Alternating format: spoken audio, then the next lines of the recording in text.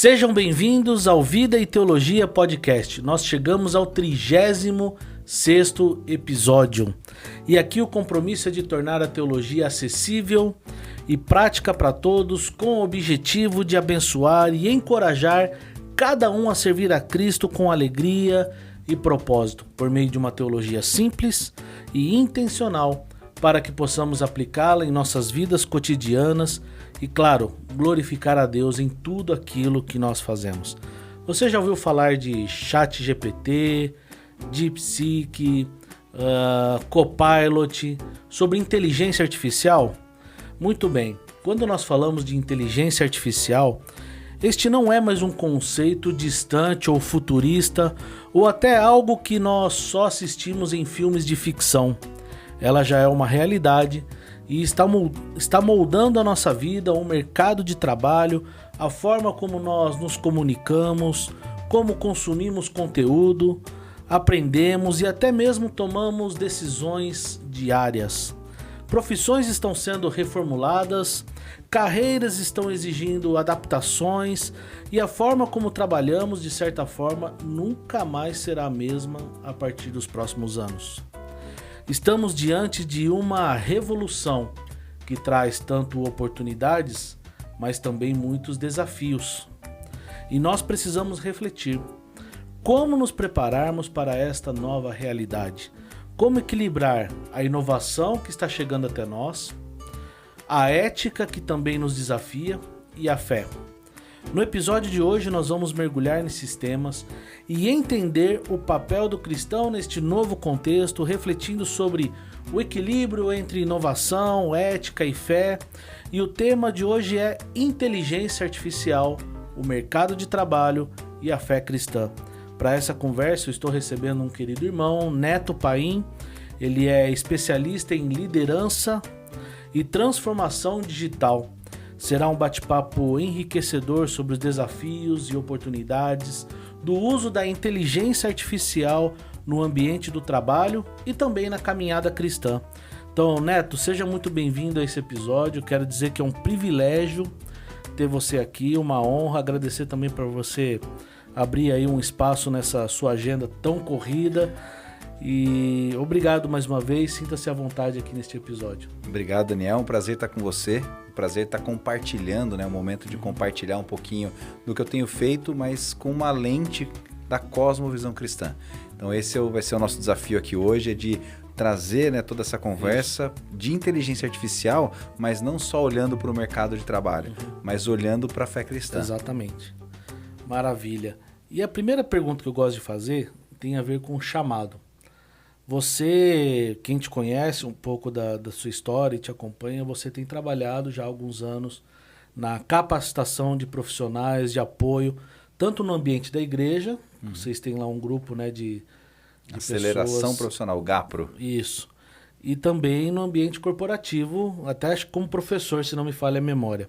Correto. Mas como é que você descobriu esse chamado de ajudar profissionais? E como é que você encara isso na sua relação entre fé e trabalho na sua jornada? Olha, você sabe que eu comecei minha carreira, ainda quando era 1900 e alguma coisa, antes dos anos 2000, eu comecei dando aula. Então, com 17 anos de idade, eu fui convidado por alguns colegas que estavam acompanhando ali o meu desenvolvimento profissional, que eram mais velhos, na verdade, e falaram, poxa, você explica bem, você tem paciência, você não topa dar uma aula de informática? Aquelas coisas já mais antigas, eu vou acabar entregando a minha idade aqui. Mas naquela ocasião eu comecei a dar aula no famoso Senai. Então com 17 anos eu dava aula de informática no Senai. Até resgatei uma foto antiga recentemente. E assim, fez parte da minha história antes de eu decidir, por exemplo, fazer o curso de engenharia de computação. Então, comecei dando aula de informática, eu era, né, bastante curioso no sentido de tecnologia. Mas nem tudo foram flores, né? Eu também já quebrei muito computador aqui no meio do caminho, principalmente meu avô, que é o dono principal do meu nome, o Dr. José Roberto Paim. Ele já faleceu, mas ele, na época, também era entusiasta de tecnologia e tudo mais. E eu quebrei acho que uns 3 computadores dele, até ele me proibir de mexer nos computadores, mas é isso. O avô sempre é o cobaia, né? Ele foi o cobaia. Não foi dos mais, como que eu posso dizer, mais simples a tratativa pós quebrar, porque era um equipamento de trabalho, enfim. Então tinha bastante coisa ali ele era juiz de direito das petições e, enfim, do fórum. E imagina, naquela época com disquete, eu coloquei um vírus no computador dele e perdeu tudo. Você me fez lembrar do meu avô Carlos Alberto Betinho, que inclusive é sogro do Eduardo, pai da Luciene. E ele uma vez ele me ligou, ele tinha acabado de ganhar um computador e era DOS ainda, não era nem o Windows. É isso aí. Aí me ligou, Daniel, eu dei um comando aqui e sumiu tudo, o que que eu faço? Eu falei, eu vou, o que que você escreveu? Eu escrevi formate C2 pontos. Excelente. Vô, como é que... Não Então, pode, seu avô sempre foi o cobaia. Meu avô, Exato. cada pelipércio que ele fazia no computador, ele me ligava lá em casa. Mas, e aí, voltando, né, pro teu ponto principal da pergunta, Daniel, o que eu vejo é que parece que as coisas aconteceram de forma natural, eu começar a dar aula, eu ser convidado, depois eu dei aula em outros locais, né, de informática especificamente, mas algumas características, principalmente de querer ajudar o próximo, eu estava na igreja, né, na cidade de Pindamonhangaba, onde eu cresci. Eu não nasci em Pindamonhangaba, eu nasci em Campinas, mas eu tenho os meus irmãos, o Luizinho e a Aline, são os dois, eu sou o mais velho, do meio o Luiz e a Aline a mais nova. Cada um nasceu em uma cidade. Meu pai trabalhava na Sabesp, adorava trabalhar com engenharia civil e obras, né, de saneamento. Então ele estava fazendo barragens, enfim, estava numa situação profissional em que ele mudava de cidade praticamente uma vez por ano. Então cada um nasceu em um lugar. Eu nasci em Campinas, onde os meus avós paternos moravam. Meu irmão nasceu em Presidente Prudente e a minha irmã nasceu em Atibaia. Mas depois, com 7, 8 anos, nós mudamos para Pindamonhangaba e lá eu fiquei até antes de eu voltar para fazer faculdade em Campinas. Então, nesse meio tempo, essa preocupação de querer ajudar, de colaboração, de fazer as coisas em equipe, naturalmente eu tinha essa... Como é que eu posso dizer? Naturalidade. Seria mais... Era nativo. Mas algo que a gente consegue desenvolver. Aí já tem alguns pontos de criatividade que a gente vai falar na nossa conversa. Maravilha. E aí, assim, você tem aí mais de 20 anos trabalhando na área de TI. Sim. Eu comecei a trabalhar com TI também em 2002 e, de repente, apareceu um negócio estranho aí chamado inteligência artificial. Exato. E quem trabalha com TI já logo tem que fazer curso sobre o assunto, começar a entender como é que funciona. Quando é que despertou o seu interesse pela inteligência artificial? E foi algo assim que despertou o seu interesse? Ou foi uma necessidade de negócio, por estratégia? Foi uma busca de conhecimento? Legal. Como é que esse interesse despertou na sua vida? Bom, eu gostaria de frisar que curiosidade é algo que me acompanha há muito tempo. Então, desde a minha época de faculdade, então eu tive acesso ao que a gente chama de inteligência artificial em 98, 99, 2000, ali, né, os primeiros anos de faculdade. E depois um dos meus trabalhos de conclusão de curso foi com inteligência artificial. Mas era uma árvore de decisão, não era a inteligência artificial generativa que a gente vai explorar mais hoje. Então, era algo que você programava as possibilidades e caminhos de resposta. E na época, hoje eu seria preso, tá, com o software que eu desenvolvi na época, que era avaliar uma base de dados da polícia, de pessoas que foram encarceradas e baseado nas características físicas dessas pessoas, você submetia um novo caso com algumas, respondia algumas perguntas, colocava algumas fotos na base de dados e ele falava, provavelmente são essas pessoas com com índice ali de probabilidade. Então, isso hoje a inteligência artificial generativa evoluiu muito, mas ela ainda comete alguns erros e a gente pode explorar, né, daqui a pouquinho esses casos. Maravilha. Você falou em inteligência artificial generativa. Para as pessoas entenderem, a inteligência artificial ela não é algo que surgiu de 2 anos para cá. Não, de forma nenhuma. Ela já vem aí de algumas décadas, vamos dizer assim. 1950 aproximadamente foi o primeiro, ali, os primórdios, né, com Alan Turing. E tem o John McCarthy, que foi uma das pessoas que publicou um estudo lá na época. Enfim, então não é algo novo.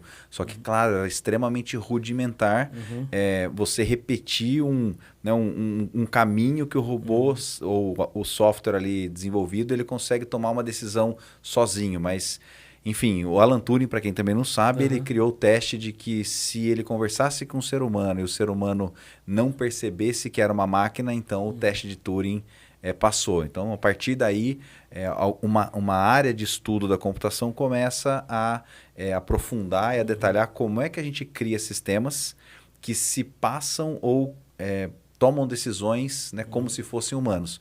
Mas, vamos dizer assim, a graça toda do negócio, a curiosidade veio nesses últimos 2, 3 anos com a generativa, que é um pedacinho do que a gente chama de inteligência artificial. Maravilha. E, bom, nessa inovação que tem chegado aí de 3 anos para cá, vamos dizer assim, que é onde, de certa forma, ficou popularizado a inteligência artificial. Exato. A gente está vendo que ela também está causando transformações em diversas áreas, reformulando processos, redefinindo funções profissionais. Provavelmente nós vamos ver nos próximos anos trabalhos que vão deixar de existir, porque a inteligência artificial ela vai acabar assumindo isso. Então, nesse cenário, quais são as principais mudanças que a inteligência artificial está trazendo para o mercado nos últimos anos? E quais setores que você acredita que serão mais impactados por essa revolução tecnológica? Excelente. Gostaria de fazer um paralelo para responder essa pergunta com o Schumpeter, que é um economista que ele tem uma teoria de evolução da tecnologia que em ciclos de alguns anos você tem aí uma revolução praticamente completa, né, na área de tecnologia. E para nós e para você que está nos assistindo, vai ser muito fácil fazer essa analogia, porque na época dos anos 2000, nós tivemos uma tal de internet que aconteceu a mesma coisa, ou muito semelhante com o que está acontecendo com inteligência artificial generativa. Então, tinha uma população de trabalhadores que olhava para a internet e tinha medo. A internet vai roubar o meu emprego. A gente escutou muito isso na época da faculdade. Falava, nossa, nós entramos na época certa, no curso certo, que nós da computação estaremos empregados. Mas será que a internet, de fato, tirou o emprego de muita gente? A gente pode discutir depois, né? Podemos ler os comentários que virão por aí. Mas na prática, olhando hoje, né, 25 anos praticamente depois desse boom, eu estou usando os anos 2000 como um marco ali, mas a internet ela começou, né, bem antes na vida profissional. Mas em 2000, todo mundo praticamente já estava usando a rede para trabalhar, a grande maioria dos empregos. E hoje a gente chega no menor índice de desemprego já documentado, né, da história recente, vamos dizer assim. Então, olhando para trás, a partir de hoje, eu entendo que a internet ela promoveu mais emprego. Óbvio que a gente teve que sair da nossa zona de conforto. Sim. A gente deve se lembrar da época, né, a gente está falando dos nossos avós aqui, de pendurar lá, fez o curso, né, e pendurava o diploma na parede e a partir dali só trabalhava. Hoje, na nossa área, não é mais assim. Cada 3 meses, cada 6 meses, a gente tem que aprender alguma coisa nova. Tem uma nova tecnologia e agora chegou a vez da inteligência artificial. Então, o grande paralelo entre os dois é que a internet foi um viabilizador de conectividade. Então, hoje a gente está praticamente a um clique de qualquer informação mundo afora. E a inteligência artificial ela está te dando o que a gente está chamando de expansão de memória ou expansão de consciência. Você consegue discutir sobre qualquer tema com eu vou chamar de pseudo-especialista, tá? A gente explora um pouco mais isso para frente. Então, acho que não. Assim, resumindo, a inteligência artificial ela vai gerar muita oportunidade. Agora, claro, quem está trabalhando como um robô, provavelmente um robô vai fazer o trabalho dele. Então, onde é que está a nossa, vamos dizer assim, características do ser humano que o robô não faz? Então, tem muito isso. O que eu estou entendendo a inteligência artificial ela vai substituir alguns empregos, mas também vai criar novos empregos. Exato. Como foi a geração da internet. Da internet, é isso. É interessante quem trabalha com TI. Eu trabalho com TI há 23 anos. É uma dificuldade tremenda de explicar para a geração mais antiga o que eu faço. Porque não adianta, entende? Vai falar assim, o que você trabalha? Eu trabalho com mainframe. Cara, para cima, o que é mainframe? Isso daí? Exato. E aí você explicar que tem integração com suporte lá no Japão, na Ásia. E aqui até hoje as pessoas não entendem, então a inteligência artificial também vai complicar explicar isso ou vai ajudar, né? Porque agora a pessoa vai perguntar no chat GPT lá. Como é que eu explico, né, para o meu pai, para minha mãe, Exatamente. sobre tal, né, trabalho de uma forma simples, né? Legal. Exato. Agora, diante dessas previsões que muitas profissões podem desaparecer por causa da automação, foi interessante que eu vi uma entrevista do Bill Gates, acho que foi essa semana, e ele falou que nos próximos 10 anos a tendência é que a inteligência artificial substitua também alguns médicos. Sim.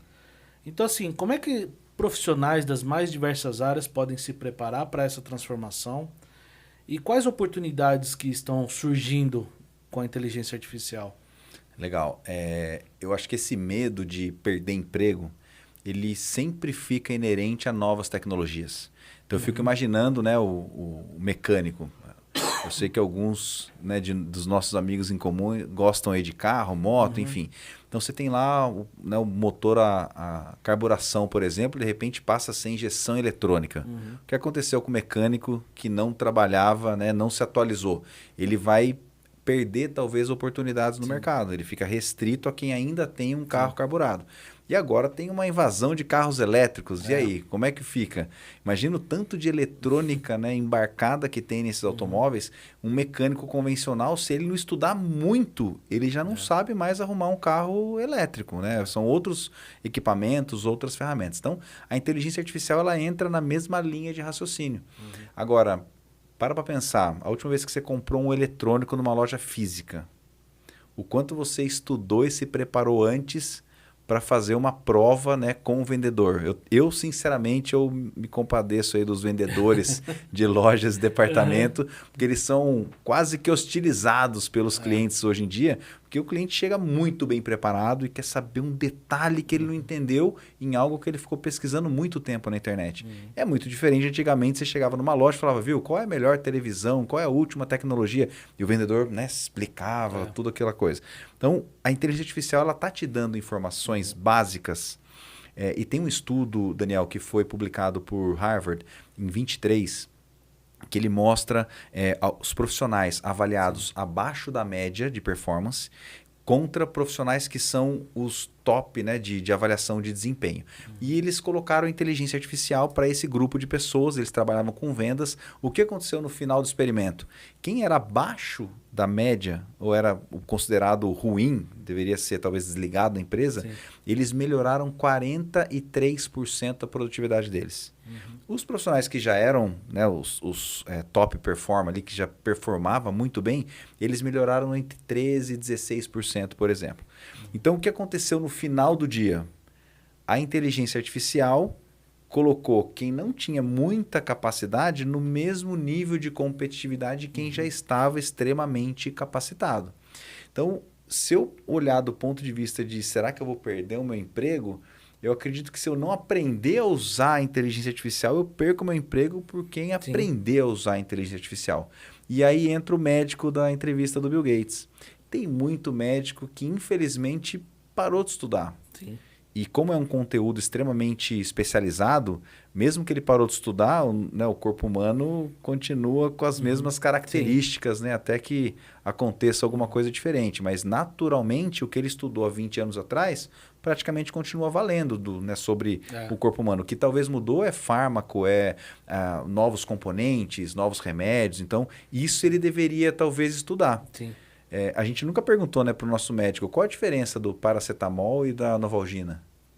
Tem diferenças e tem uma linha de defesa muito grande das duas. Inclusive ideológica, que chega um ponto que você fala, acho que eu não vou mais tomar o A, eu vou tomar o B. Tem países que o paracetamol é proibido, inclusive. Exatamente. Né? Então, assim... E aí como é que fica esse médico que não se atualizou, que não estudou? A inteligência artificial vai responder muito melhor do que um médico que não estudou. Então, até a sociedade como um todo, ela passa a adotar um padrão comportamental à medida que isso vai ganhando credibilidade. Até se você olhar para as crenças outras, né, que existem por aí, a partir do momento que alguém fala alguma coisa e você vê e deu certo, você começa a acreditar que aquilo é bom. Sim. E a inteligência artificial, esse é um cuidado que a gente tem que tomar, porque para o raso ela vai fazer muita diferença. Mas para quem conhece, ela vai fazer ainda muita coisa reprovável, vou usar esse termo. Porque, vamos aprofundar, tem próximas perguntas. Legal. Então a gente está vendo aí as mudanças que a inteligência artificial está provocando, tudo.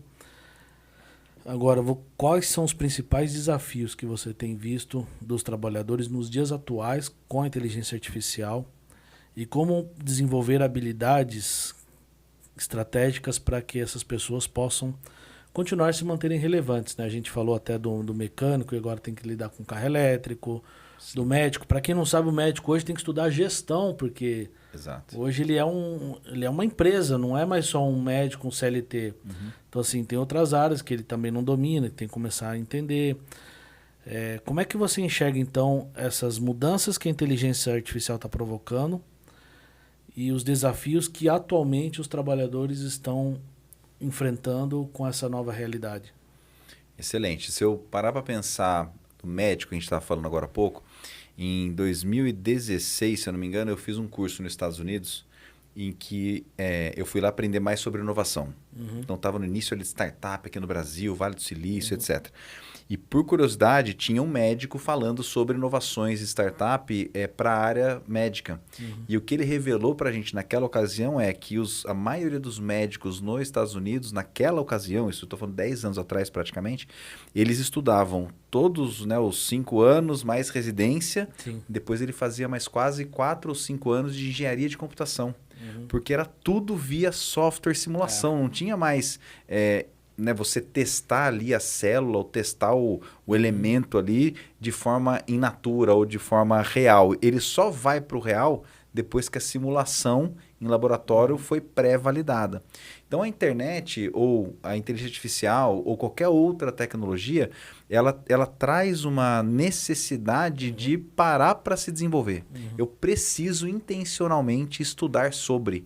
Primeiro, para isso é, né, bíblico, eu preciso, né, me preparar, eu tenho que ter pleno conhecimento para eu defender da minha fé o meu trabalho. Sim. Então eu tenho que estar preparado para isso. E o que eu vejo é que alguns profissionais estão caindo em ciladas da rede social, por exemplo, de perder tempo. E você fica liberando dopamina e outras inas, né, no seu cérebro, sim. fazendo o quê? Só o movimento, né, de 30 segundos. É o 30 segundos que, nossa, que legal, nossa, que legal, nossa, que legal. E no final você aprendeu o quê? O quanto que a gente está perdendo de foco. Então, a inteligência artificial em si, talvez ela não seja a grande vilã, né, de uma população que talvez não esteja acompanhando esse desenvolvimento. Pode ficar desempregado, uma coisa nesse sentido. Mas a hiperconectividade talvez seja uma cilada nas redes sociais. E a inteligência artificial ela vai piorar isso. Porque ela vai te conhecer e vai me conhecer melhor do que nós mesmos, talvez. Melhor do que, né, nossa esposa, enfim. Então, é um cuidado. Eu vejo que tem muita oportunidade, mas tem muito risco também por trás disso. Aliás, quando você fala que você está interessado em algum produto, tem um aparelho aqui que ele te escuta, 100%. mesmo desligado. Exatamente. E quando você fala que você está interessado nesse produto, de repente você abre a rede social, você começa a ver um monte de propaganda. Você vai ver. Por trás disso está uma inteligência artificial, certo? Também. Ele tem toda a parte de captura. Então, isso é muito interessante. Eu vou dar uma sugestão aqui, né, para quem estiver nos assistindo e ouvindo, para vocês, independente, né, da sua inteligência artificial preferida. Daniel falou algumas no início, eu vou completar a lista, tá? A gente tem Cloud AI, que é também muito poderosa e interessante. DeepSeek, que você comentou, que é a chinesa. Aí eu tenho OpenAI com ChatGPT. Depois eu tenho o Grok, que tem a xAI, que é do Elon Musk. Nós temos o Copilot, que usa o motor do próprio OpenAI. Esqueci de alguma?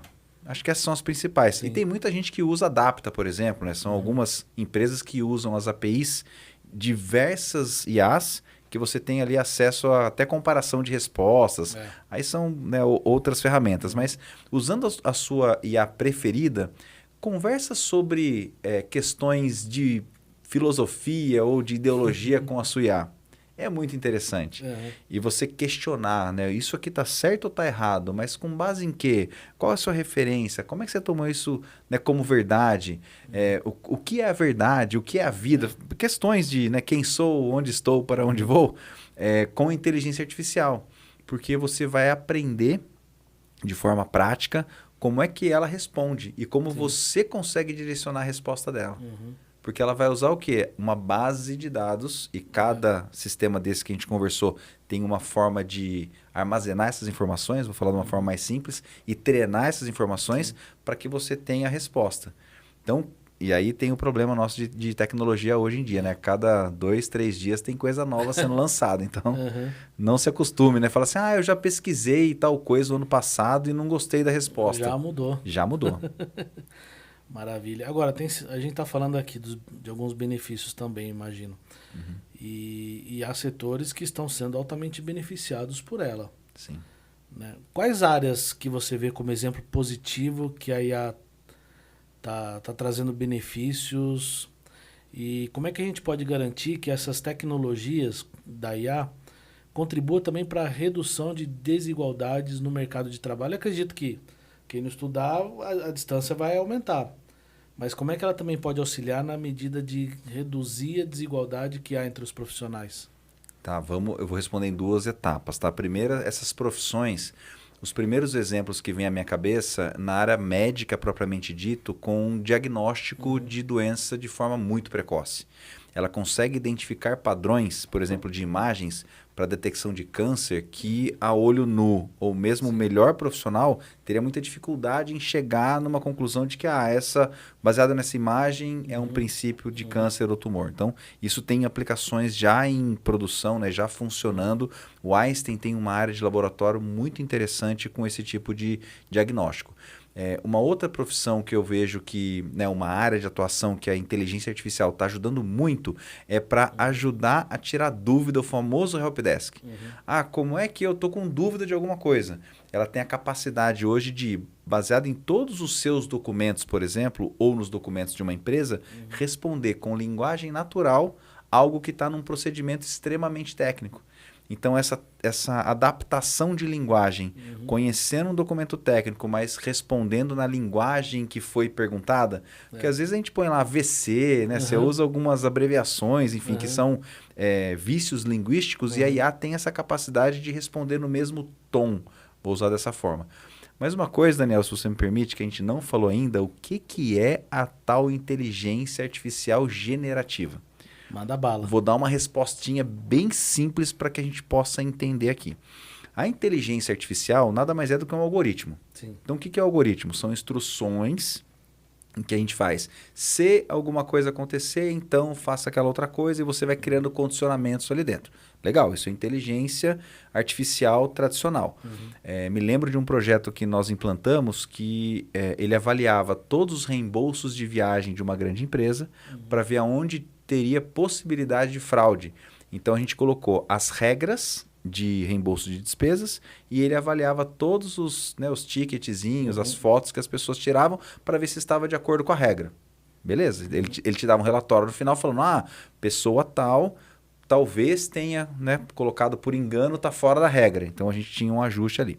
A IA generativa, ela tem a capacidade de gerar conteúdo a partir de pedidos hoje o que a gente chama de multicanais ou omnichannel, que é a partir de texto, de imagem, de vídeo, áudio e assim por diante. Então, eu interajo com um algoritmo que ele vai criar uma resposta que normalmente essa resposta é única, ela não se repete. Então, se você gostar de uma resposta, copia e cola, guarda em algum arquivo Word, algum arquivo texto. Mas ela é única, baseada em pesos e medidas das palavras, dado esse treinamento que ele tem lá, o banco de dados, que mais está próxima daquilo que você pediu. Então, por exemplo, se eu fizer uma pergunta para você, e serve para produção também, a gente tem o produção ali, ouviu produção? Produção, você pode responder. Adoro comer pão com... Manteiga. O que vem à sua cabeça? Manteiga também é produção. Então, se você fizer um teste e perguntar para a inteligência artificial, e eu fiz esse teste bem profundo, 65% das respostas no Brasil é manteiga. Por quê? Porque ela vai pegar todos os textos, todos os áudios, vídeos, tudo que colocaram de informação nela e vai calcular pesos e medidas. Então, o adoro comer pão com, se você der um enter, ela completa. Que tal manteiga? E isso é muito legal, porque quando a gente está em sala de aula com 100, 200 pessoas e você faz a estatística, é muito próximo do que ela dá como estatística. Então, é dessa forma que ela funciona. Ela vai pegar similaridade com pesos e medidas. Não é só similar. tem que ter o peso e a medida. Então, vou dar um exemplo aqui do nosso contexto. Se você abre o seu GPT, a sua inteligência artificial preferida, e simplesmente pergunta qualquer coisa sem dar nenhum contexto, ela vai pegar dentro de todo o universo de informações que ela tem, qual seriam as palavras mais próximas, com pesos maiores, e ela te dá uma resposta. Então, ela pode te dar uma resposta com viés, porque naquele tema que você perguntou, tem muito mais gente falando que não do que sim, por exemplo. E ela vai falar para você que não. Agora, se você fala, ó, peraí, eu sou cristão, eu quero que você fale à luz da Bíblia, da versão tal, que também tem algumas questões. Sim. Consulte o original, quais são as palavras no original e comente sobre esse tema. Opa, você foi restringindo tanto que ela vai pegar só aquele conteúdo e aí ela vê peso e medida dentro de um universo menor. Ou melhor, de uma amostra, né? Dentro desse universo, uma amostra reduzida. Então, é assim que as empresas estão trabalhando hoje, é restringindo o universo de informação para que ela não erre tanto, para que ela não crie, né, respostas inadequadas. E a assertividade dela é muito grande, né? Eu vou usar um pouquinho do mundo do estudo bíblico, da parte do estudo da palavra. Sim. Às vezes eu pego o chat GPT e falo assim, nós vamos estudar a Bíblia juntos. Então, põe lá, eu sou presbiteriano, reformado. Você já tirou uma galera, calvinista. Você já tirou outra galera. Assim, os meus teólogos favoritos é Bavinck, João Calvino, Lutero. Gosto de pregadores como Nicodemos, Hernandes Dias Lopes. Tal. Então, você vai restringindo ela. É isso aí. E aí eu começo a dar comandos para ela analisar o texto. Aí, de repente, eu falo assim, mas você também é especialista em grego e em hebraico. Então, me dá os verbos do texto em grego e hebraico. Ele começa a me dar.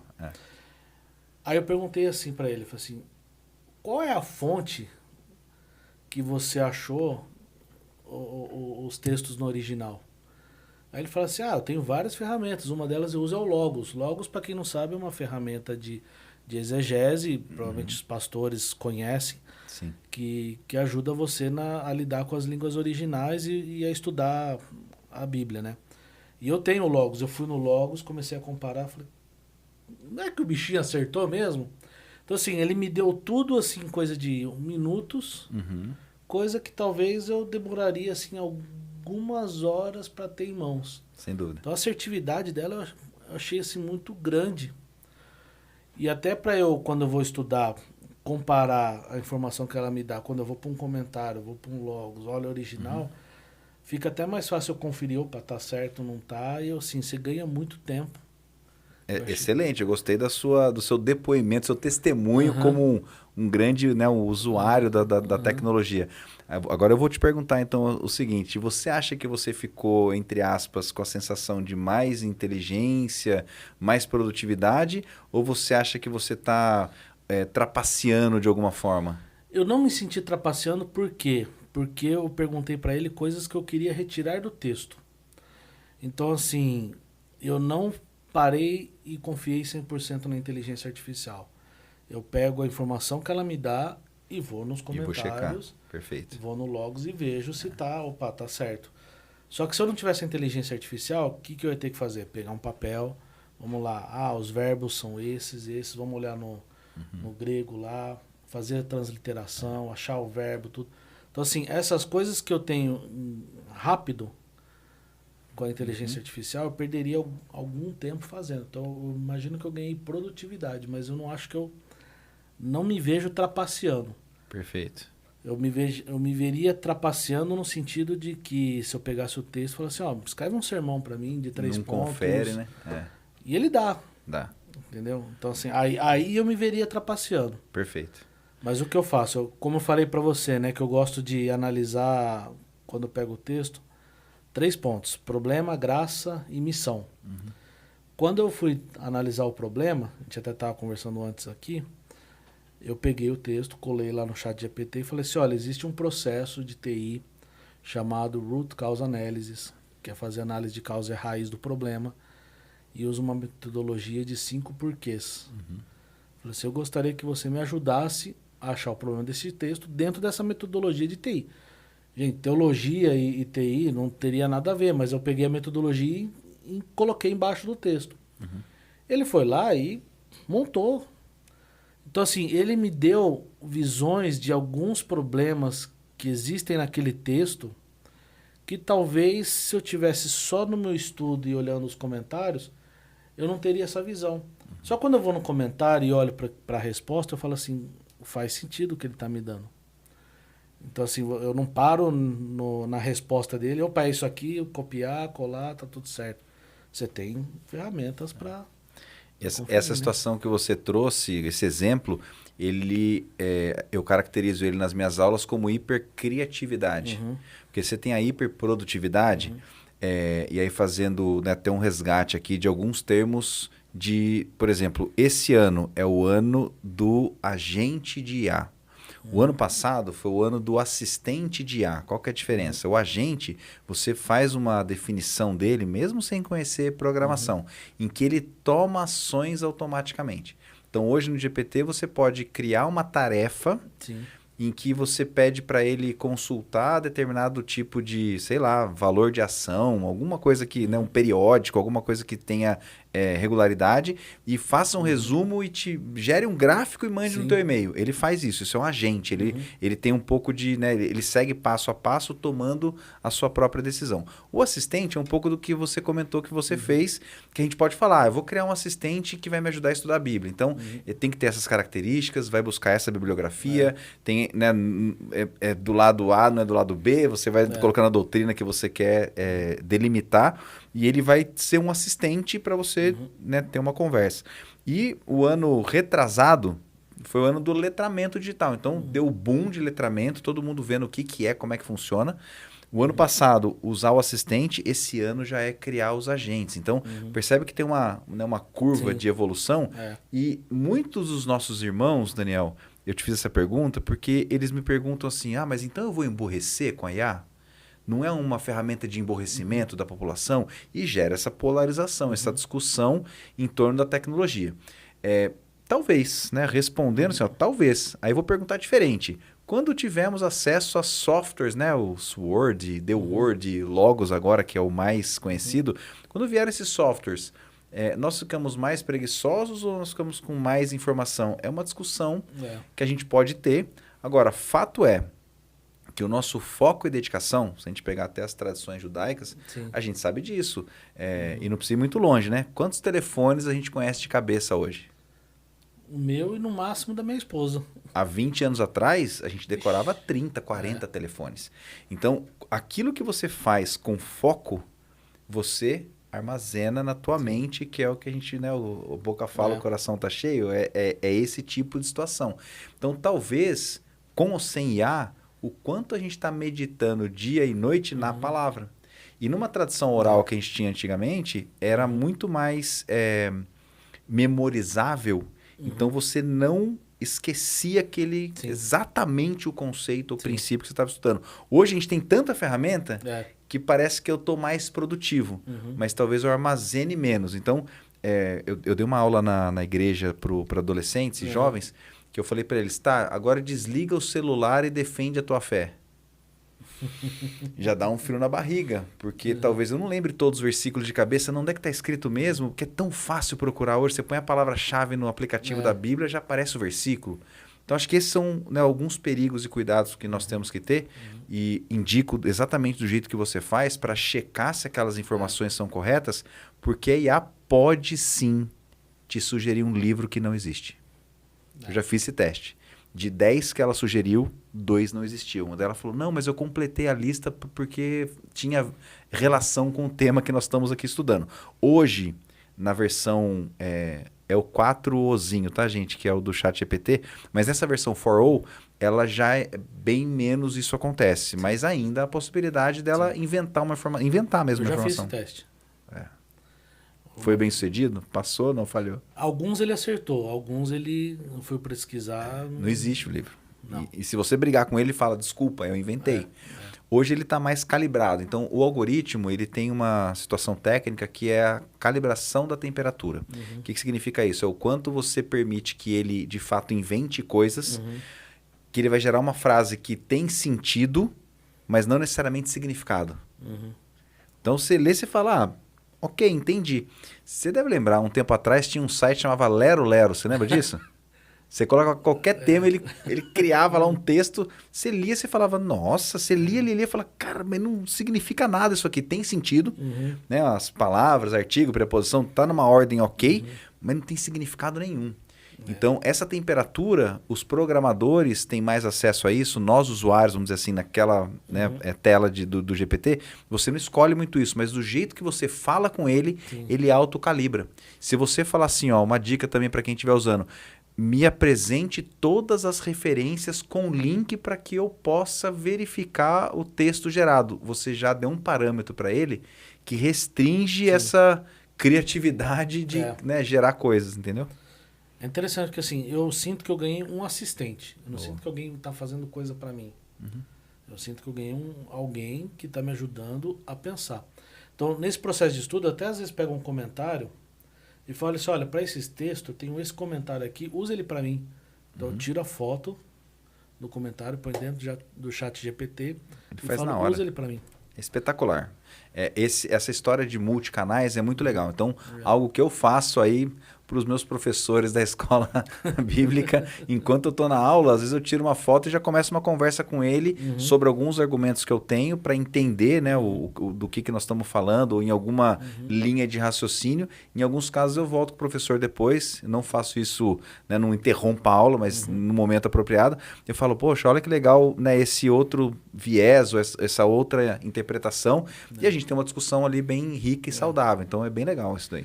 Eu fiz isso sentado numa pregação do Fernando Leite. Às vezes ele traz uma expressão em hebraico lá e quer explicar, aí eu peguei a expressão em hebraico e o texto lá e perguntei no chat GPT. Eu falei, bom, tá coerente com o que ele tá pregando. Aí depois eu falei assim, depois em casa eu checo. Aí fui para casa, chequei, abri o Logos, abri. Falei, não é que o bichinho, os três estão de acordo? Eu falei, então tá bom. Tá. Né? Check. Tem que ter no mínimo... Mas isso é bíblico, né? Você tem que ter pelo menos 2, né? Para falar que alguma coisa aconteceu de fato. Agora, olhando também para a área de TI, voltando um pouquinho, há uns 3 anos atrás, quando começou essa história da inteligência artificial, a gente estava trabalhando num problema lá fazia uma semana. E os técnicos iam lá trabalhando. E uma hora me deu uma curiosidade, falei, cara, me dá o número do incidente aí, deixa eu dar uma olhada. Aí eu olhei tudo, peguei a descrição, comecei a conversar com o chat GPT. Isso há 3 anos atrás, né? Que eram os primórdios. Era o 3 ainda, né? Aí depois eu falei assim, me dá o erro que tá tendo aí dentro. Mandou o erro e tal. Falei, o que vocês estão procurando aí dentro para tentar arrumar? Tô procurando isso no banco de dados, o link e tal. Então vai me dando. Aí eu falei assim, agora me acha a resolução do problema. E ele deu a resolução. Aí eu chamei o cara e falei, cara, olha isso daqui e vê se faz sentido. Ele parou, olhou assim. Rapaz, eu acho que isso faz sentido mesmo. Excelente. Ele foi, voltou na mesa dele, trabalhou. O negócio não resolveu o problema? É isso aí. Você sabe que saiu um relatório da Microsoft o ano passado sobre produtividade, né, de inteligência artificial para programadores. E hoje o GitHub, né, que a Microsoft adquiriu, ele tem lá a integração com o Copilot automático. E essa integração, ela dá de produtividade para o programador no mínimo 30% a mais do que quem não usa.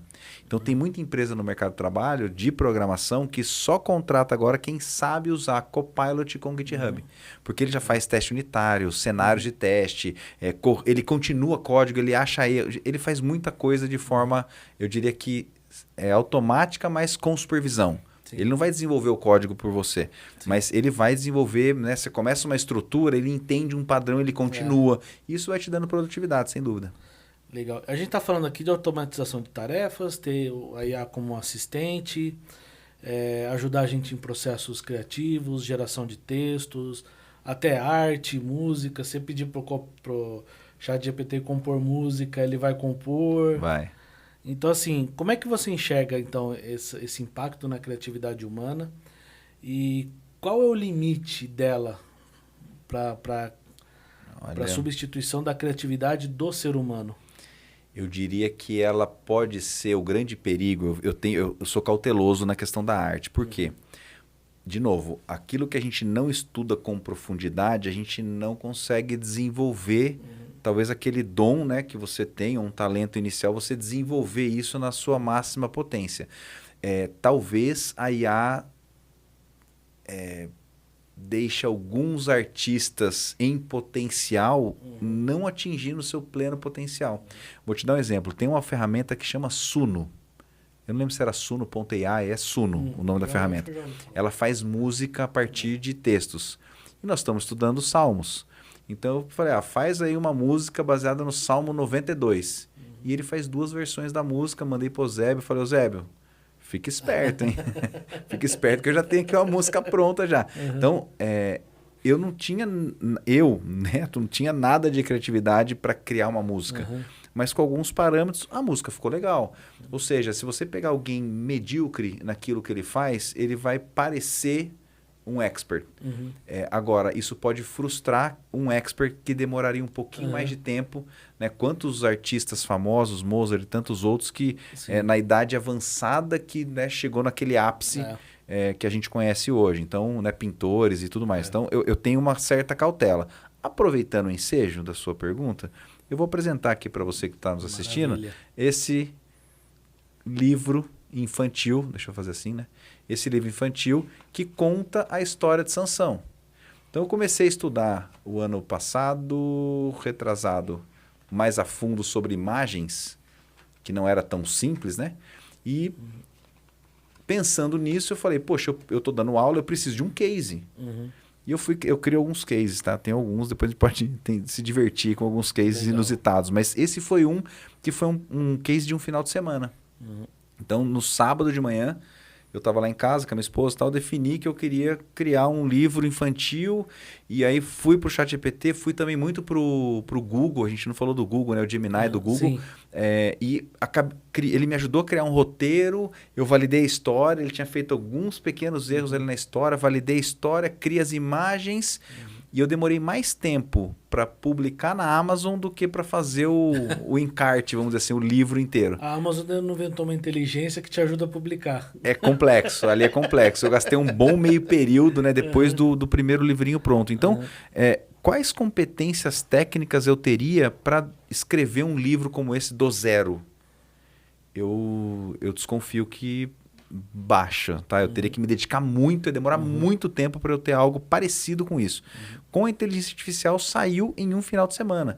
Ficou no nível nota 10, Daniel? Eu acredito que não, tá? Tem muita coisa que dá para melhorar. Os traços dos personagens não são exatamente os mesmos, só que isso foi feito há mais de um ano atrás. Hoje é totalmente possível você repetir o mesmo personagem em várias posições, ele anima, faz vídeo. Nossa, hoje tem muita ferramenta interessante para replicar um padrão. Então, quer dizer, eu consegui tirar algo que eu gostaria de fazer, que eu não teria condições ou capacidade, né, tão avançada de criatividade, mas que eu consegui colocar um pouco da minha forma de pensar aqui. Então, você consegue adaptar. Agora, quantos autores que de fato têm o talento e o dom, eles vão olhar e falar assim, poxa, aí ó, agora a competitividade aumentou. Legal, quero um desses para minha filha. Boa. Maravilha. Bom, nesse processo aí, eu acho que a gente fica também numa linha tênue sobre ética, né? Sim. A gente está falando de criação, até você falou da música tal, da espontaneidade do artista que também vai embora. Aliás, vai ter uma música, então, dos Salmos lá na fonte. Vai estar lá o autor, Inteligência Artificial, Arranjos Eusébio, é isso? Exatamente. Mas assim, ela está levantando também questões éticas complexas. Sim. Questões de privacidade, transparência, risco de manipulação. É interessante, se você já usou o DeepSeek e faz algumas perguntas a respeito do país da onde o DeepSeek foi originado, ele começa a desconversar. Ele começa a falar assim, vamos conversar sobre outro assunto? Exato. Então, assim, existem algumas questões ali de risco de manipulação, vamos dizer assim, fraudes. A gente tem visto o uso indevido de vozes e imagens. Sim, temos muitos problemas nessa área, viu, Daniel? Se você abrir, por exemplo, hoje um Instagram, você vê uma imagem real e o cara falando algo nada a ver, né? O cara nunca falou aquilo lá, mas a voz da pessoa, a imagem da pessoa, até Vamos os dizer jeitos, assim, né? o jeito da boca falar, tá lá. Então, assim, diante desse cenário, como é que a gente pode, como cristão, ter um posicionamento ético e fundamentado na fé para lidar com essas questões? E de que maneira a gente pode se manter íntegro e em um mundo cada vez mais influenciado pela inteligência artificial? Respirar fundo, porque essa é complexa. Então, vou tentar fatiar, tá? Alguns pedaços. Então, primeira questão, eu gostaria de dar um exemplo da música digital. Então, se a gente lembrar a indústria da música, ela veio lá, né, do vinil, etc. Depois tem o cassete, depois o CD. Mas a gente sempre tinha uma gravadora que agenciava ali um artista e tinha todo o contrato, né, financeiro entre essas duas partes. E aquilo que você compra, depois tinha um desdobramento, mas você pagava por isso. De repente, alguém conseguiu converter os arquivos de música num tal de MP3. Ali foi o princípio do fim, né, para a indústria da música, porque as pessoas, até o mais bem intencionado, não achava problema. Não, tudo bem, copia aí, toma, né, copia um CD, aí do CD passou a ser pendrive, do pendrive virou digital, o arquivo ia para para todos os lados e o artista não recebia os direitos autorais.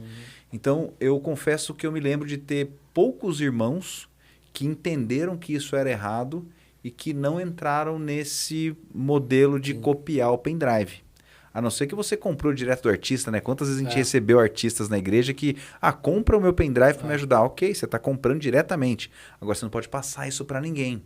Mas é tão fácil, todo mundo faz e você acaba entrando, né, em contradição com as escrituras. Então, o que aconteceu anos depois é que veio um tal de Napster, a gente vai se lembrar disso aí, né, com algum saudosismo, que você fala, nossa, olha como é fácil, eu digito o nome do artista, vem o álbum inteiro. Então, né, já pedi perdão por isso, peço de novo aqui gravado, porque eu fiz muito isso. E estava errado. Eu estava, né, pirateando um conteúdo simplesmente pela minha conveniência de escutar a música a hora que eu quisesse.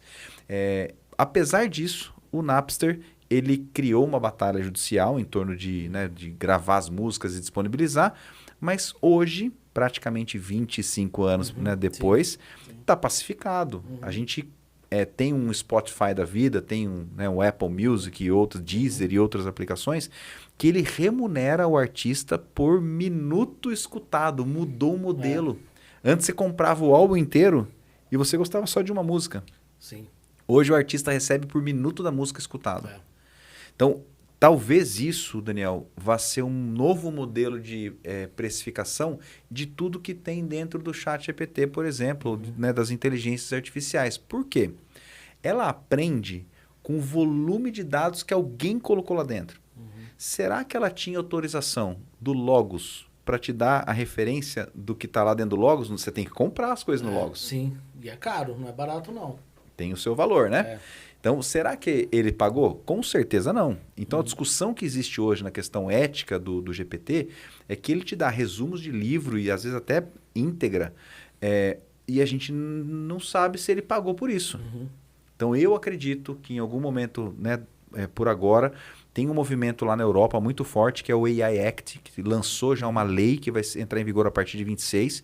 No Brasil tem um projeto de lei também, né, à luz do AI Act, igual a gente tem do LGPD, por exemplo, que vai obrigar as empresas que fazem o aprendizado de máquina, ou seja, que desenvolvem, né, as inteligências artificiais, que elas paguem royalties para algumas bibliotecas digitais. Então, um acervo digital, você quer ter acesso ao acervo, sei lá, do Estadão, da Folha, dos grandes jornais que a gente conhece?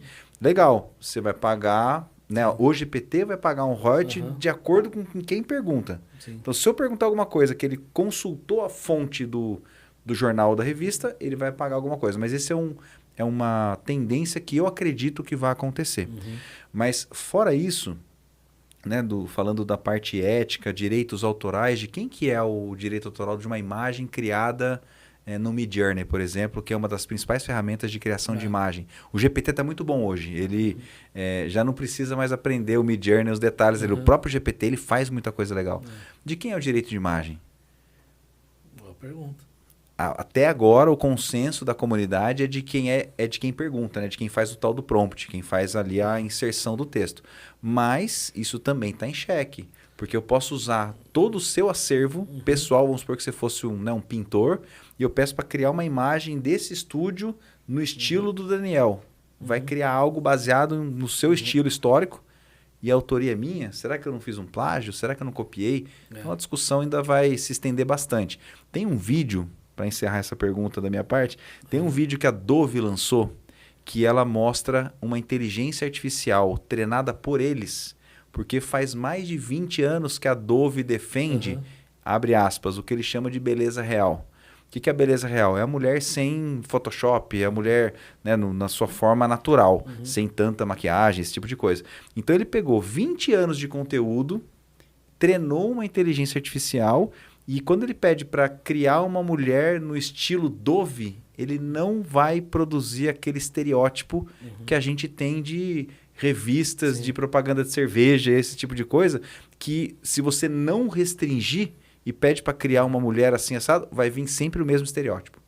Né? A mulher magra, às vezes de olho azul, enfim, coisas nesse sentido. Então, a Dove lançou um vídeo que é muito legal. Recomendo procurar no YouTube, né? Propaganda Dove de inteligência artificial. É bem interessante. E assim, a gente está tocando em desafios éticos. Você já enfrentou algum desafio ético relacionado à IA? E como a sua fé influenciou as suas decisões nesse contexto? Eu particularmente não. Eu não trabalhei diretamente com o treinamento, né, de uma base de dados ali, fazendo o machine learning diretamente, mas existem histórias, né, de pessoas que trabalharam com esse tipo de treinamento e você tem que tomar uma decisão de colocar informações que você acredita. E é por isso que hoje a inteligência artificial, do jeito que ela foi treinada, eu vou falar das abertas, né? Do GPT, do Gemini, enfim, do próprio Copilot, que ele pegou, em tese, a gente não sabe, é uma caixa preta, né? Tudo que tem na internet disponível, eles treinaram. Então, será que a inteligência artificial é racista? De uma certa forma, sim, porque tem muito conteúdo digital que é conteúdo de uma época que não tinha lei sobre isso e o racismo era a maioria, vamos dizer assim. Então, sim, existe essa possibilidade. Então, eu não participei, né, de algo diretamente a isso, mas é o grande debate, Daniel, em relação a qual foi a fonte que treinou essa inteligência artificial. Essa é uma preocupação. Então, o que faz sentido aí do ponto de vista cristão, né, colocando o nosso olhar, é sempre restringir o contexto dessa inteligência artificial para aquilo que de fato a gente acredita, que não vai contra a nossa fé. Porque você vai ficar, talvez, numa zona de segurança, tecnicamente eles chamam de guardrail. Qual é o guardrail que você está colocando na IA para que ela não saia daquilo que você acredita? Senão ela vai te sugerir algo contrário à sua fé. Legal. Acho que uma das coisas importantes também é a gente ser honesto com aquilo que a gente cria, né? Vamos dizer assim. Eu tive uma experiência no trabalho que foi o seguinte, a gente entrou numa discussão sobre processo de incidente lá.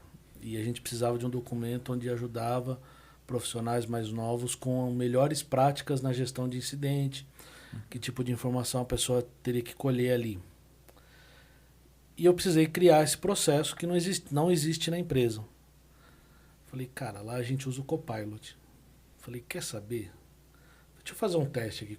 Peguei o Copilot, abri, comecei a fazer a pergunta e pedi, falei, me dá o processo de gestão de incidente, baseado nesses pontos que foram discutidos, e me gere um documento de melhores práticas que possa ajudar nossos funcionários. E ele deu.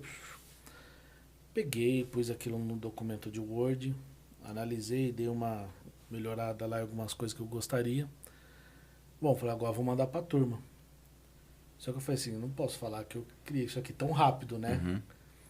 Aí eu falei assim, gente, pedi ajuda para inteligência artificial, para o Copilot, peguei a informação da nossa reunião e ela me deu esse processo, fiz alguns ajustes. Por favor, dá uma olhada, validem antes da gente colocar oficializar, né? Oficializar. E todo mundo gostou, mas assim, eu acho que a honestidade de falar assim, olha, não fiz sozinho. Quem me ajudou foi um tal de Copilot que... Exato. Né? Então, assim, acho que essa honestidade de entender que, tudo bem, a gente é um fator que está municiando a inteligência artificial para dar a informação que eu quero, mas também dizer lá para frente, olha, quem me ajudou foi inteligência artificial, não fiz sozinho. Então acho que isso entra também um pouco na questão ética, né? Sem dúvida nenhuma. Você sabe que tem, quando eu fui publicar, né, o livro na Amazon, ele já tem uma série de questões perguntando tudo o que você fez com inteligência artificial, porque ele sai lá no descritivo do livro, o que foi feito, qual porcentagem que foi feito, quais sistemas que foram utilizados, porque, de novo, a gente pode cair no engodo de querer essa glória, né? Ou vamos dizer assim, o reconhecimento de algo muito interessante, mas que na verdade não é nosso. Foi uma inteligência artificial que estava ali ajudando ou trabalhando por trás disso. Então, sim, inclusive algumas empresas estão lançando internamente o que se pode e o que não se pode fazer com inteligência artificial, mas ela não te bloqueia. Aí entra outra questão ética. Porque se você, né, ética e moral, porque se você sabe que é proibido, tem uma lei e você vai contrário àquela lei, por que você está fazendo isso? Então, isso vai acabar acontecendo. Hoje, é muito difícil você bloquear qualquer conteúdo de um indivíduo, porque ele tem o celular dele com acesso à internet. Exceto os países que filtram, porque daí o país filtra, né? Você deu o exemplo né, da China, por exemplo. Mas, exceto esses países, hoje, qualquer profissional tem internet na palma da mão. Com, né, relativo, vou chamar de baixo investimento, mas ele é possível. Então, tem empresa que tem a caixinha lá de guardar o celular quando você entra para trabalhar. Bom, e como é que você enxerga o papel da inteligência artificial na missão cristã? Você acredita que ela pode ser uma aliada para fortalecer a fé, evangelização, discipulado? A gente até comentou aqui, né, um pouquinho de como ela tem auxiliado nos nossos estudos, mas quais os limites éticos praticados a considerar no contexto ministerial? Como é que você enxerga? Vamos lá. Para uma pessoa que está, né, um neófito que está começando, eu diria que cuidado. Porque 2 pontos, né? Ele tem talvez um pouco mais de dificuldade de validar se aquilo de fato é real, faz sentido e tem a verdade ali atrás, ou são só palavras bonitas, enfim. E do outro lado, ele também vou chamar de neófito na IA, né? Quem não estudou como melhor utilizar a IA. Então tem esses 2 riscos aí, na minha opinião, iminentes, né? São evidentes. Mas do outro lado existe um processo de aprendizado, talvez a gente não conversou sobre isso antes, mas o método científico, né? Existe um método de estudo. Então talvez essa tenha sido minha grande frustração quando eu fiz mestrado. Eu achei que eu ia, conhecer muito de tal assunto, né? Ia ser o mestre daquele tema, mas na prática eu aprendi a pesquisar e a estudar. É isso que a gente aprende ali no mestrado. E talvez a inteligência artificial ela vai tirar esse poder de raciocínio que a gente naturalmente teria numa descoberta que dá mais trabalho, que é o que nós lemos nas escrituras da prata. A gente teve uma pregação recente, né? O Fernando explorou bastante isso, falando sobre por que o autor usa prata e não ouro. Porque a prata é muito mais difícil e isso te dá uma bagagem, um repertório de tentativas e você foi buscando e fazendo links e aí vai ser muito fácil. Então essa facilidade do texto, o pecado oculto, na minha opinião, está aí, porque ela vai deixar as pessoas mais preguiçosas. Eu posso fazer de última hora, porque eu sei que eu vou lá, dou 2, 3 comandinhos, já vai sair o meu estudo. Então, esses são os perigos, né, e cuidados aí em relação ao uso da IA no âmbito cristão, né? Legal. E quais são os desafios espirituais que você enxerga, então, assim, hoje para a maioria dos cristãos? Olha, tem gente se apaixonando pela IA. E é sério, principalmente em alguns países orientais, onde você tem um alto índice de solitude, né? Tem algumas pessoas pregando que solitude é algo bom. A pessoa, né, ela experimenta e tem prazer em estar sozinho. Só que isso pode levar até quadros de depressão, por exemplo. E ela começa a conversar com uma inteligência artificial, tem alguns filmes, inclusive, falando sobre isso, e a inteligência artificial, ela tem um item lá de guardar a memória da conversa, que ela sabe o seu gosto principal, Sim. ela vai saber o que você não gosta, e de repente daqui a pouco vai ter um robô. Nós estamos caminhando para isso, né? Teremos um dispositivo físico que responde com a inteligência artificial que hoje você só digita. Então, como será você conversar com um robô? Imagina que você tem o Jarvis lá, o faz tudo em casa. Não sei, pode causar alguns problemas. Tem uma tal de Alexa que está caminhando para isso, né? A Alexa tá também. Inclusive tem um site, a própria Amazon, ela divulga isso, se você entrar em privacidade e tal, e é bem interessante consultar todas as conversas que ela gravou, inclusive as que ela não respondeu nada, mas ela tá escutando, ela tá gravando. E você tá mandando informação, né, para uma empresa. Aliás, se entrar no site da Amazon, se você tem Alexa, tem uma entrada lá, um link que você entra e tá lá todos os comandos que você mandou a Alexa fazer. Isso. É nessa parte que eu tô falando. Ele grava o comando e o que não foi comando. Ele grava tudo. Então, se você tá numa discussão com alguém na sua casa, falando sobre qualquer tema, ela tá gravando. Agora, porque ela tem que saber quando você falou Alexa. Como é que ela vai saber quando você falou Alexa? Ela tem que estar gravando o tempo inteiro. Então, esses são os cuidados aí da Aliás, ela responde às vezes quando você nem chama ela, né? Interpretou errado. Eu estava numa reunião uma vez com uma pessoa da empresa, e ela é americana, e de repente ela conversando, a gente, câmera aberta. Eu tenho uma Alexa do lado em casa, assim. Aí ela fez uma pergunta, e a Alexa começou a responder. E eu comecei a diminuir o volume, a botar no mudo. Excelente. Né? Você sabe que às vezes a gente está em reunião também e a gente, né, brinca um com o outro e fala assim, ok, Google, aí já um monte responde. Então você fala, Alexa, né, toca uma música. Tem vários lugares que começa a tocar, então, enfim. Aí ela parou, o que é isso? Eu expliquei para ela, falei assim, não, é que você tem uma Alexa exatamente do meu lado, você falou alguma coisa, ela entendeu, começou a responder. Aí ela começou a rir também, ela contou que ela tem uma Alexa lá também, aí já passou por isso, enfim. Bom, a gente tem a IA também, ela tem ajudado pessoas a tomar decisões importantes, seja na área da saúde, da segurança, das finanças. Ela tem ajudado pessoas a fazer análise de risco, por exemplo. Você acredita que a gente deve estabelecer limites do uso da IA em decisões críticas?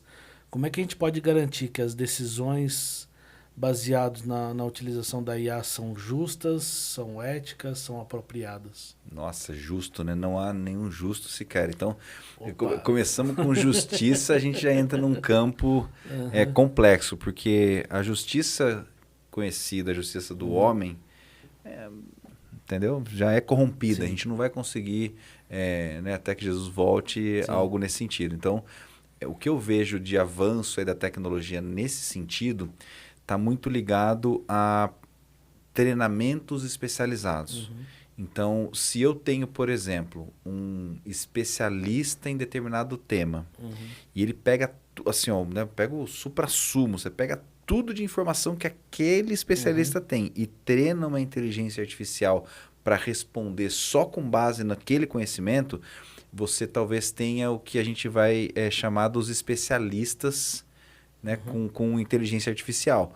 E vai ficar talvez mais interessante falar com essa IA do que com a própria pessoa, porque a gente esquece as coisas. Inclusive, a gente se contradiz em alguns momentos. Você fala, não, eu não falei isso.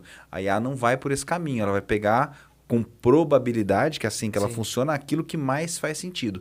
Tem um dos fundadores do LinkedIn, chama Hoffman.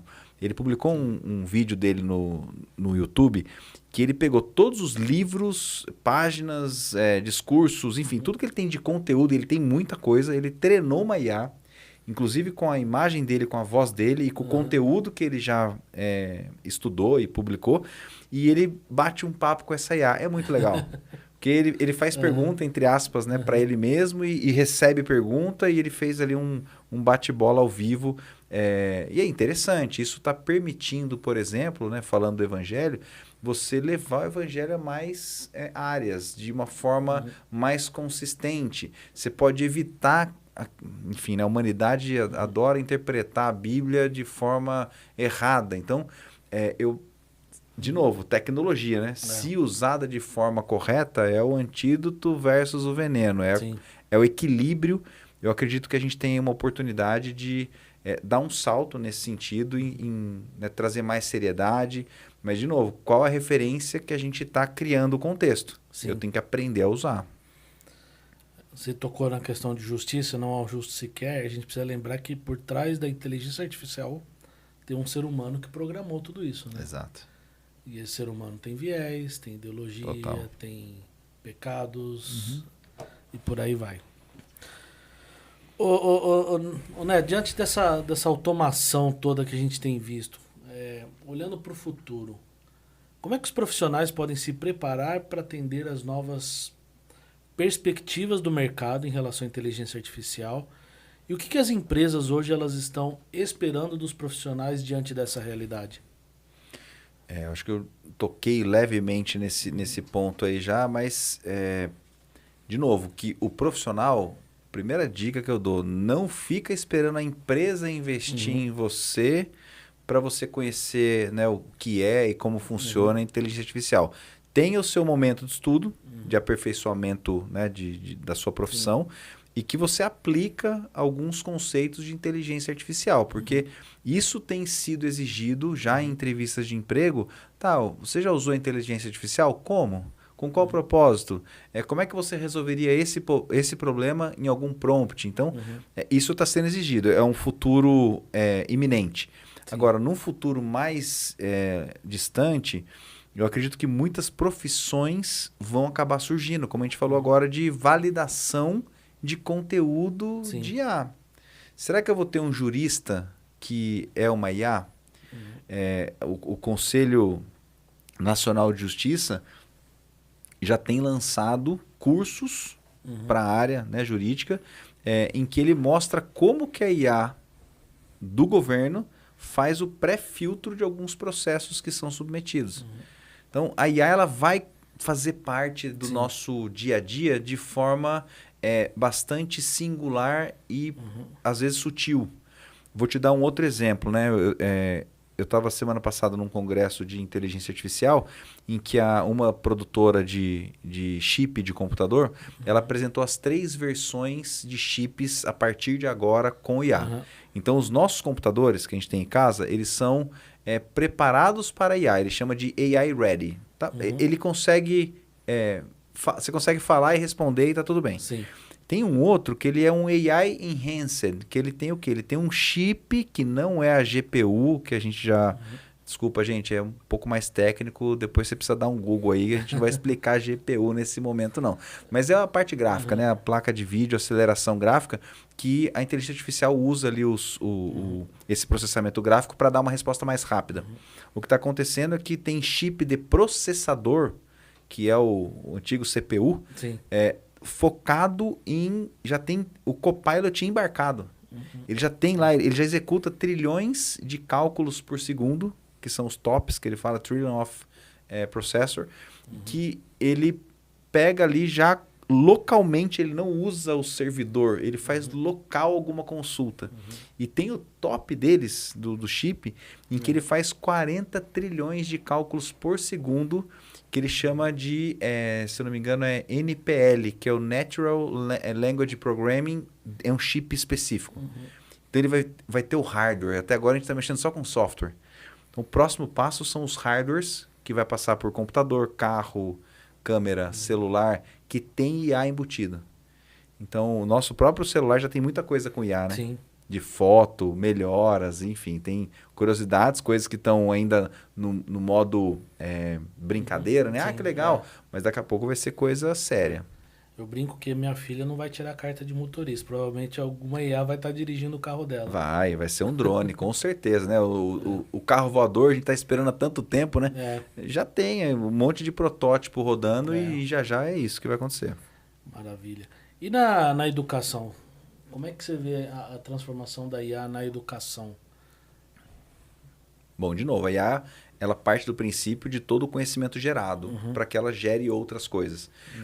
Eu acredito que a gente vai passar por uma escassez de novos conhecimentos, talvez por essa o baixo interesse dos profissionais de se desenvolver. Por outro lado, vou falar outra teoria.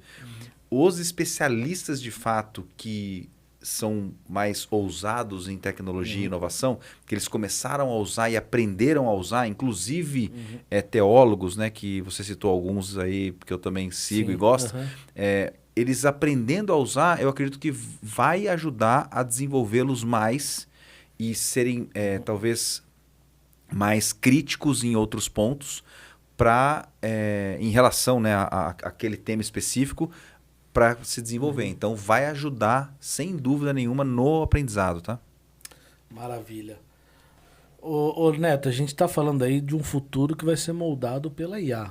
Então, a IA vai dirigir o nosso carro, a IA está determinando já o que a gente está assistindo, porque você liga o Netflix, ela já indica filmes que estão de acordo com o nosso gosto, e às vezes você quer assistir outra coisa, você nem consegue achar, porque a IA entende que você não quer assistir aquilo. Jesus volta antes, hein? Pode ser. E essas mudanças parecem cada vez mais rápidas.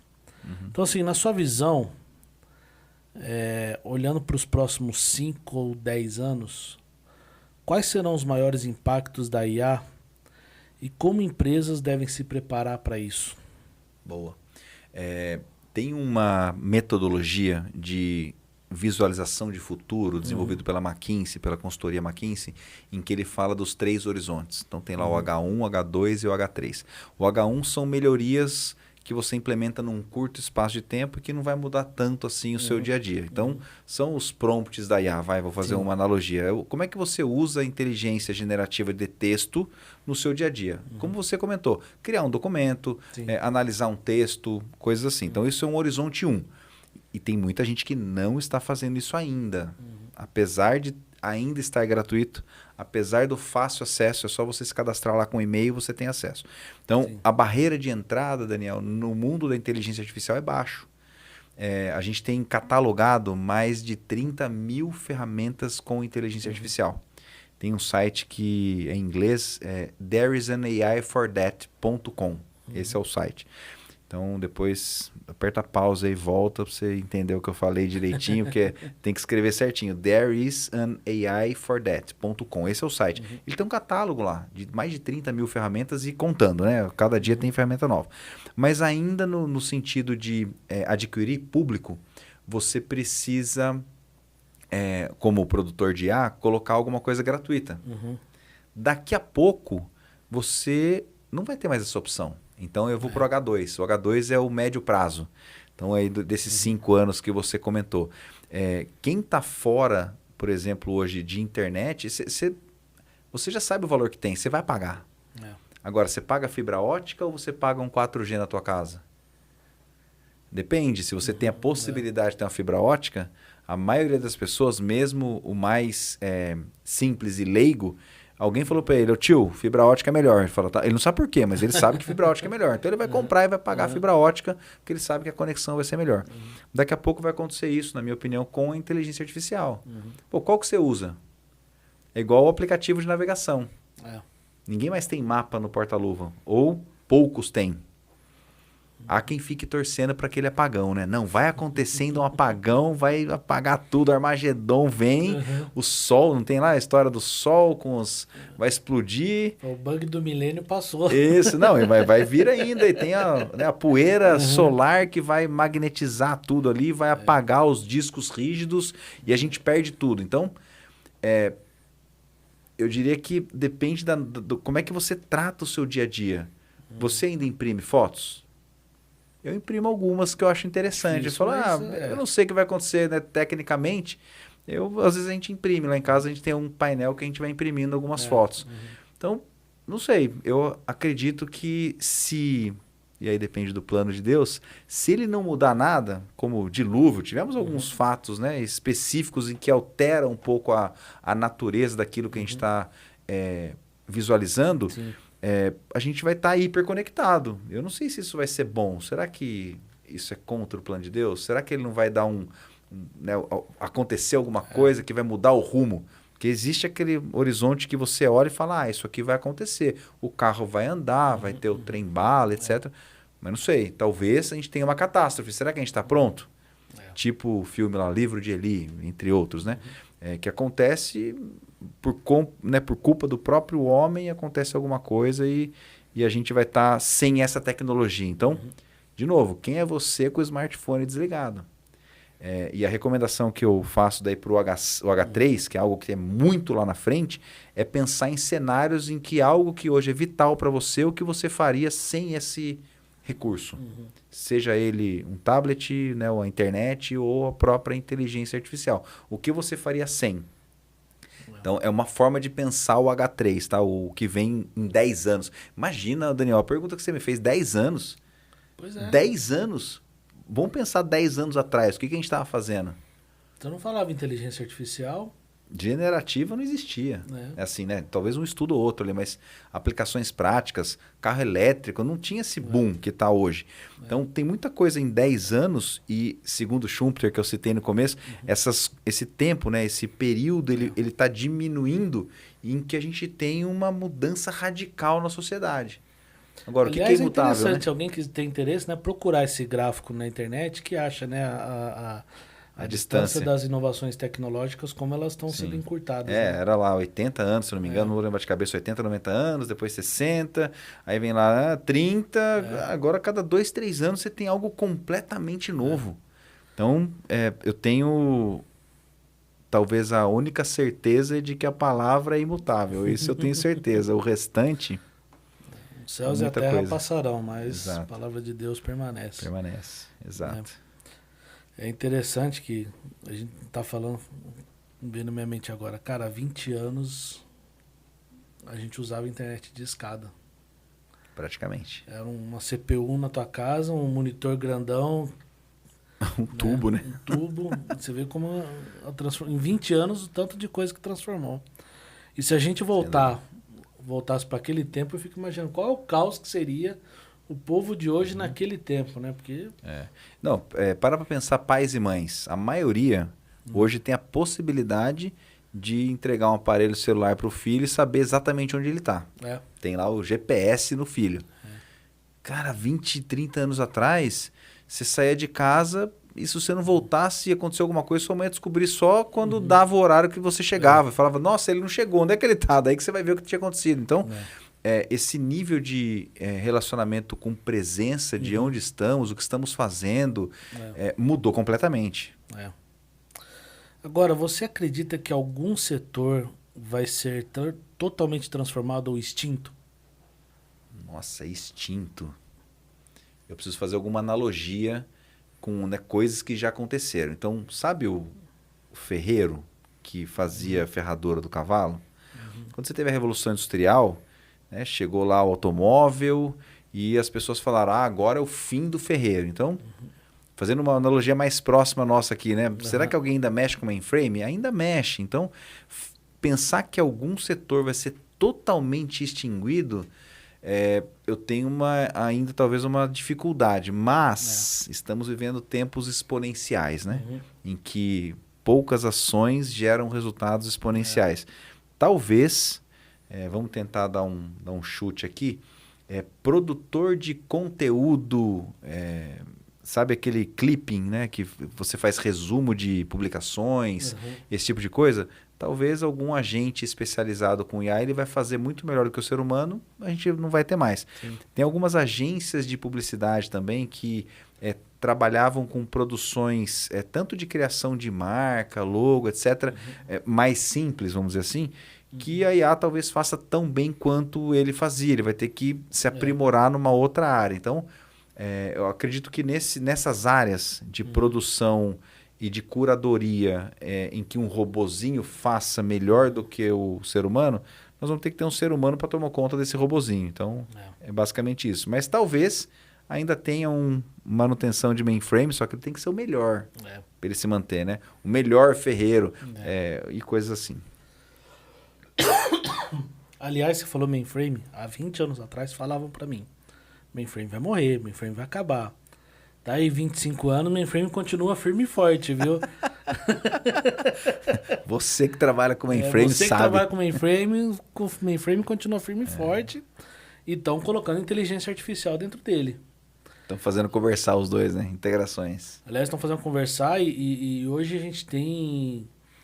Estão implementando mecanismos que antes a gente tinha uma série de pessoas monitorando o sistema, recebendo alertas, fazendo determinação do problema para acionar o suporte. Hoje a inteligência artificial já está recebendo alerta, já detecta o problema, tenta arrumar, se não consegue, liga para o suporte. Isso. Ela trabalha com predição, né? É.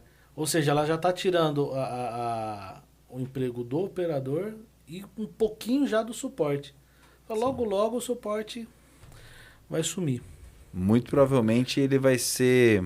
Vai ser o suporte da IA. É um pedacinho né, dele que acaba sobrevivendo. Então, esse é o nosso desafio de entender. De novo, o que eu falei no início. Aquilo que nós fazemos com pouca avaliação crítica, que é repetível, o robô vai acabar fazendo. A própria automação, mesmo sem inteligência artificial, todo dia eu tenho que entrar, fazer, copiar, mandar. Fazer, copiar, mandar. O robô acaba fazendo. Antigamente era caro para fazer. Hoje está barato. Então as empresas acabam automatizando tudo isso, né?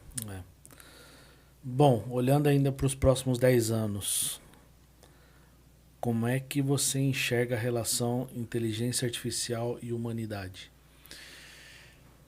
Tem alguns filmes futuristas que eu gosto desses, vamos dizer assim, produtores que tentam materializar. Eu sou muito visual, adoro um filme, adoro ver vídeo e tudo mais. Em que, num futuro, né, com 10 anos, por exemplo, o que seria possível com inteligência artificial? Será que esse assistente, né, que seria um assistente de pessoa física, me lembro, eu vou voltar um pouquinho. Anos atrás, estava conversando com uma pessoa e a pessoa falou assim, não vejo a hora de assumir um cargo de gestão na empresa para eu ter um assistente. Tinha essa característica, né? Poxa, um diretor, tem lá um assistente que marca agenda, que atende telefone, que dá resposta. Faz um trabalho administrativo. Sim.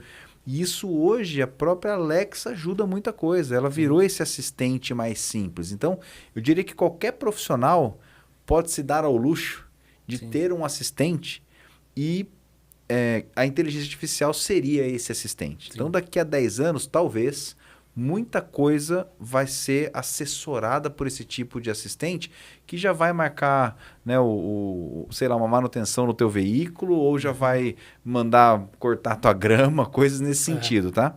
Agora, dentro dessa linha de possibilidades mais inusitadas, tempos atrás eu fiz aquele teste da saliva de DNA para saber tanto histórico ancestral quanto algumas características, né, de propensão do teu gene, o que você é mais propenso ou não, enfim. Então imagina só, super acessível, você pode ter o seu DNA. Por que você toma 500 miligramas de um analgésico quando você está com dor? Por que não é 175 ou não é 649? A gente ainda trata a doença, a gente não trata o indivíduo, né, na área médica como... eu estou dizendo na maioria, né? Tem casos que são individualizados. Então, eu acredito que daqui a 10 anos algo seja muito individualizado. Então, você vai estar com algum dispositivo. Hoje a gente tem relógio, né? Mas camiseta, óculos, qualquer coisa que encosta em você, vai falar, olha, você precisa se hidratar em tantos mililitros para que você mantenha a tua saúde. Ou você está sentindo dor tal, toma tanto de tal coisa, isso vai ser um pouco mais acessível. Então, eu acredito que, assim como o Bill Gates comentou, o médico generalista, né, o clínico geral, ele talvez seja substituído por algum tipo de inteligência artificial especializada, que ela tem sensores, tem dados, para que ela possa te ajudar com uma tomada de decisão. Legal. Eu não sei se você conhece, mas às vezes eu escuto um cientista geopolítico, não sei se você conhece o professor Roque. Professor Roque, eu me lembro... Ele é um cientista político, tem um canal muito forte na internet e ele tem falado muito sobre questão geopolítica, das guerras e tal. E eu ouvi, assistindo ele num podcast, ele falou que provavelmente a inteligência artificial vai se tornar a religião do futuro. Porque ela vai falar as questões que eu quero ouvir, ela vai editar a maneira que eu vou viver, ela vai resolver a questão da economia, do dólar, questão fiscal, as questões da guerra. Hoje, provavelmente, vamos dizer assim, olhando para as questões militares, deve ter gente do corpo militar estudando questão de inteligência artificial no uso para a guerra também. Sem dúvida. Então, assim, ela vai se tornar, vamos dizer assim, o resolvedor dos problemas da humanidade. Aí fica a pergunta para nós. E eu vou... Qual o seu maior desafio como cristão no mercado de trabalho que lidar com inteligência artificial, que constantemente está em contato com inovações tecnológicas que transformam a vida e a sociedade e a maneira como as pessoas consomem conteúdo, trabalham e vivem? Como é que isso desafia a sua fé? Se isso que você falou acontecer, e é provável, né? Existem teorias nesse sentido, será que não está aí o anticristo? Alguma coisa, né? Que pode ser uma pessoa robotizada, que tem uma inteligência artificial, que é um ciborgue, né? Tem um nome para isso, em que ele consegue resolver problema de guerra, financeiro, enfim, né? O famoso salvador da pátria. Talvez.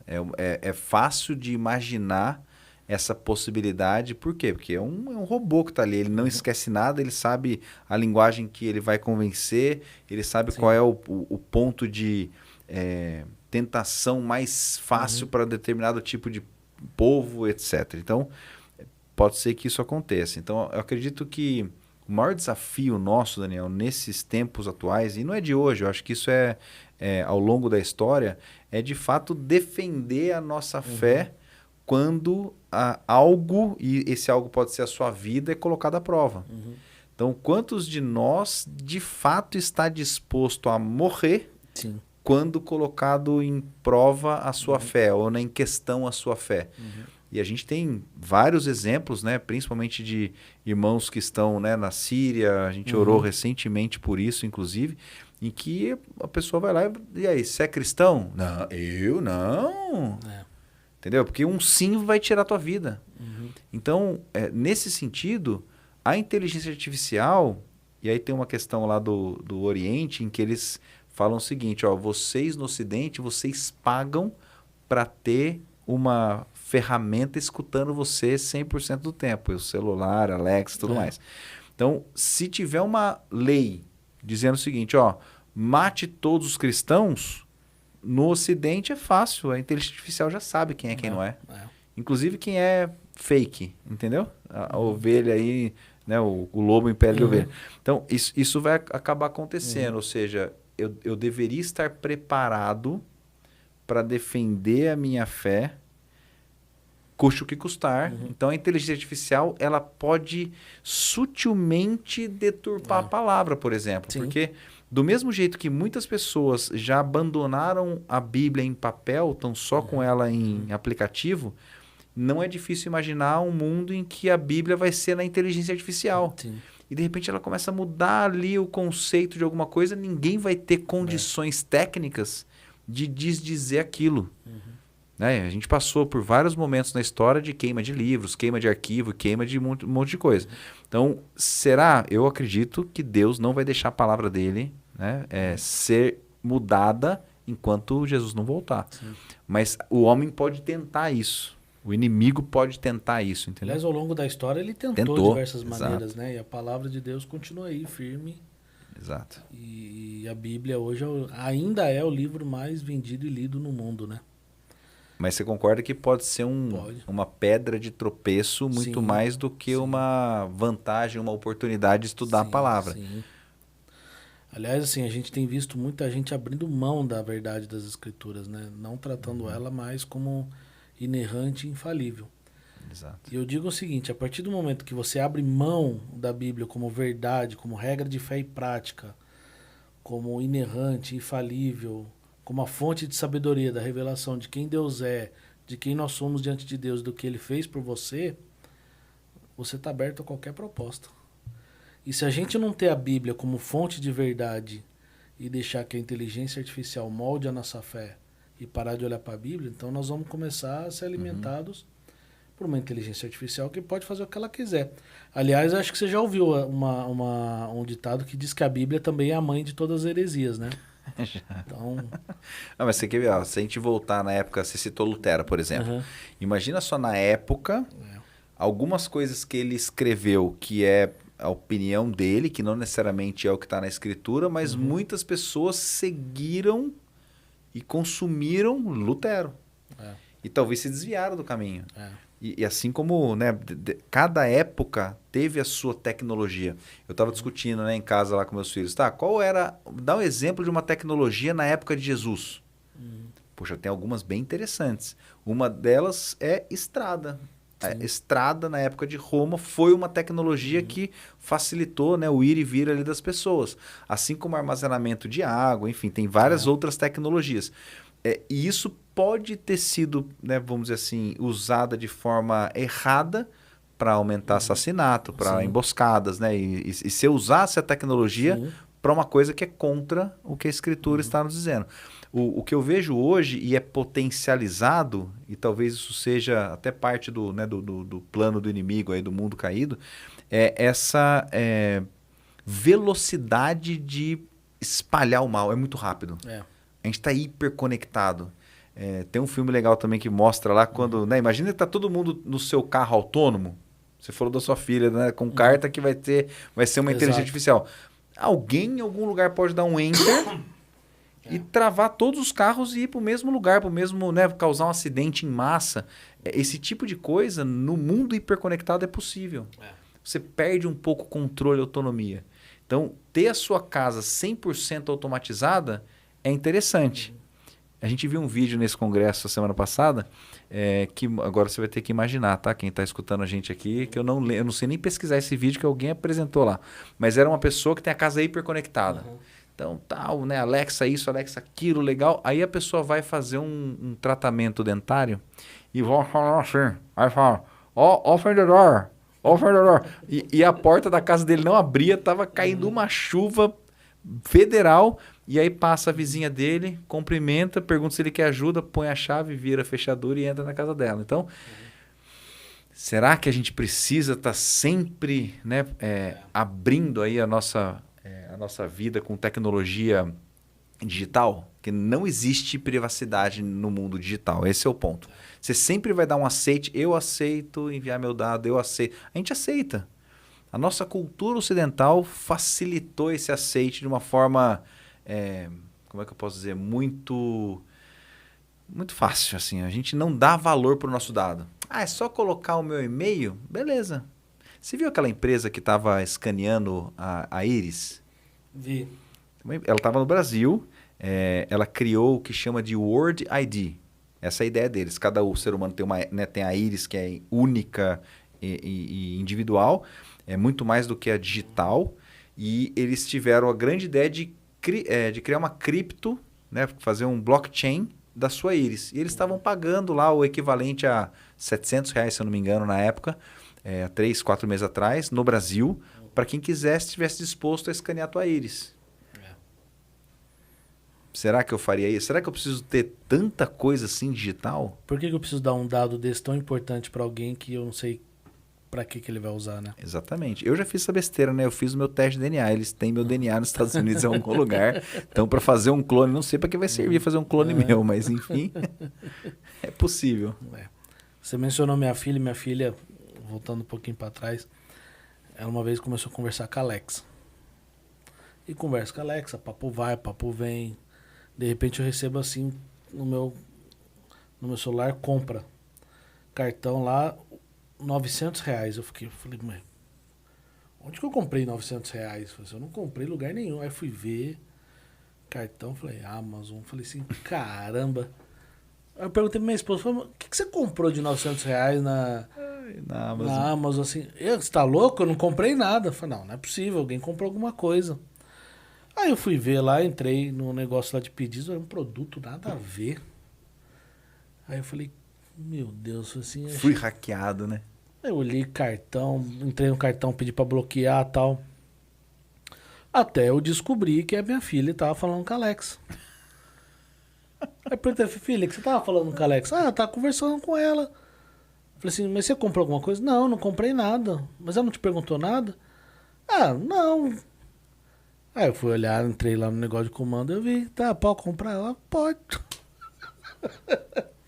Comprou inteligência, a Alexa, de alguma forma, entre o que ela falou, a Alexa entendeu e respondeu, fez uma compra. Ah, deu um trabalho para cancelar. Mas esses são os perigos, vamos dizer assim, de né, tanta inovação. É. É a mesma coisa. Com carro né, autônomo, carro elétrico, aliás, vão separar o carro autônomo, independente do motor dele. O que ele toma a decisão né, por dirigir. Tanto de problema que já deu. Tem um caso famoso no Brasil de uma apresentadora de TV, não vou falar o nome dela, mas que tem isso na internet, que ela, olha que legal, o carro autônomo, o carro atropela ela ao vivo. Então, isso pode acontecer. É a mesma coisa, por exemplo, de uma mão robótica de operação. A gente não falou de operação, mas a área da medicina está sendo altamente impactada né, pela tecnologia de todas as áreas, robótica, IA e tudo mais. Sim. Então, operação à distância já existe, já está comprovada que funciona. Então, agora, para chegar nesse ponto, quanto de problema e de teste errado deu antes? Então, tem o efeito colateral né, da inteligência artificial, da tecnologia, sempre tem um efeito colateral. Tratar isso de forma consciente, intencional, vou testar no ambiente controlado, é a melhor opção para os meus profissionais, para o cristão não cair numa cilada aí sem saber. Maravilha. Uma última pergunta, antes de um bate-pronto. Vamos.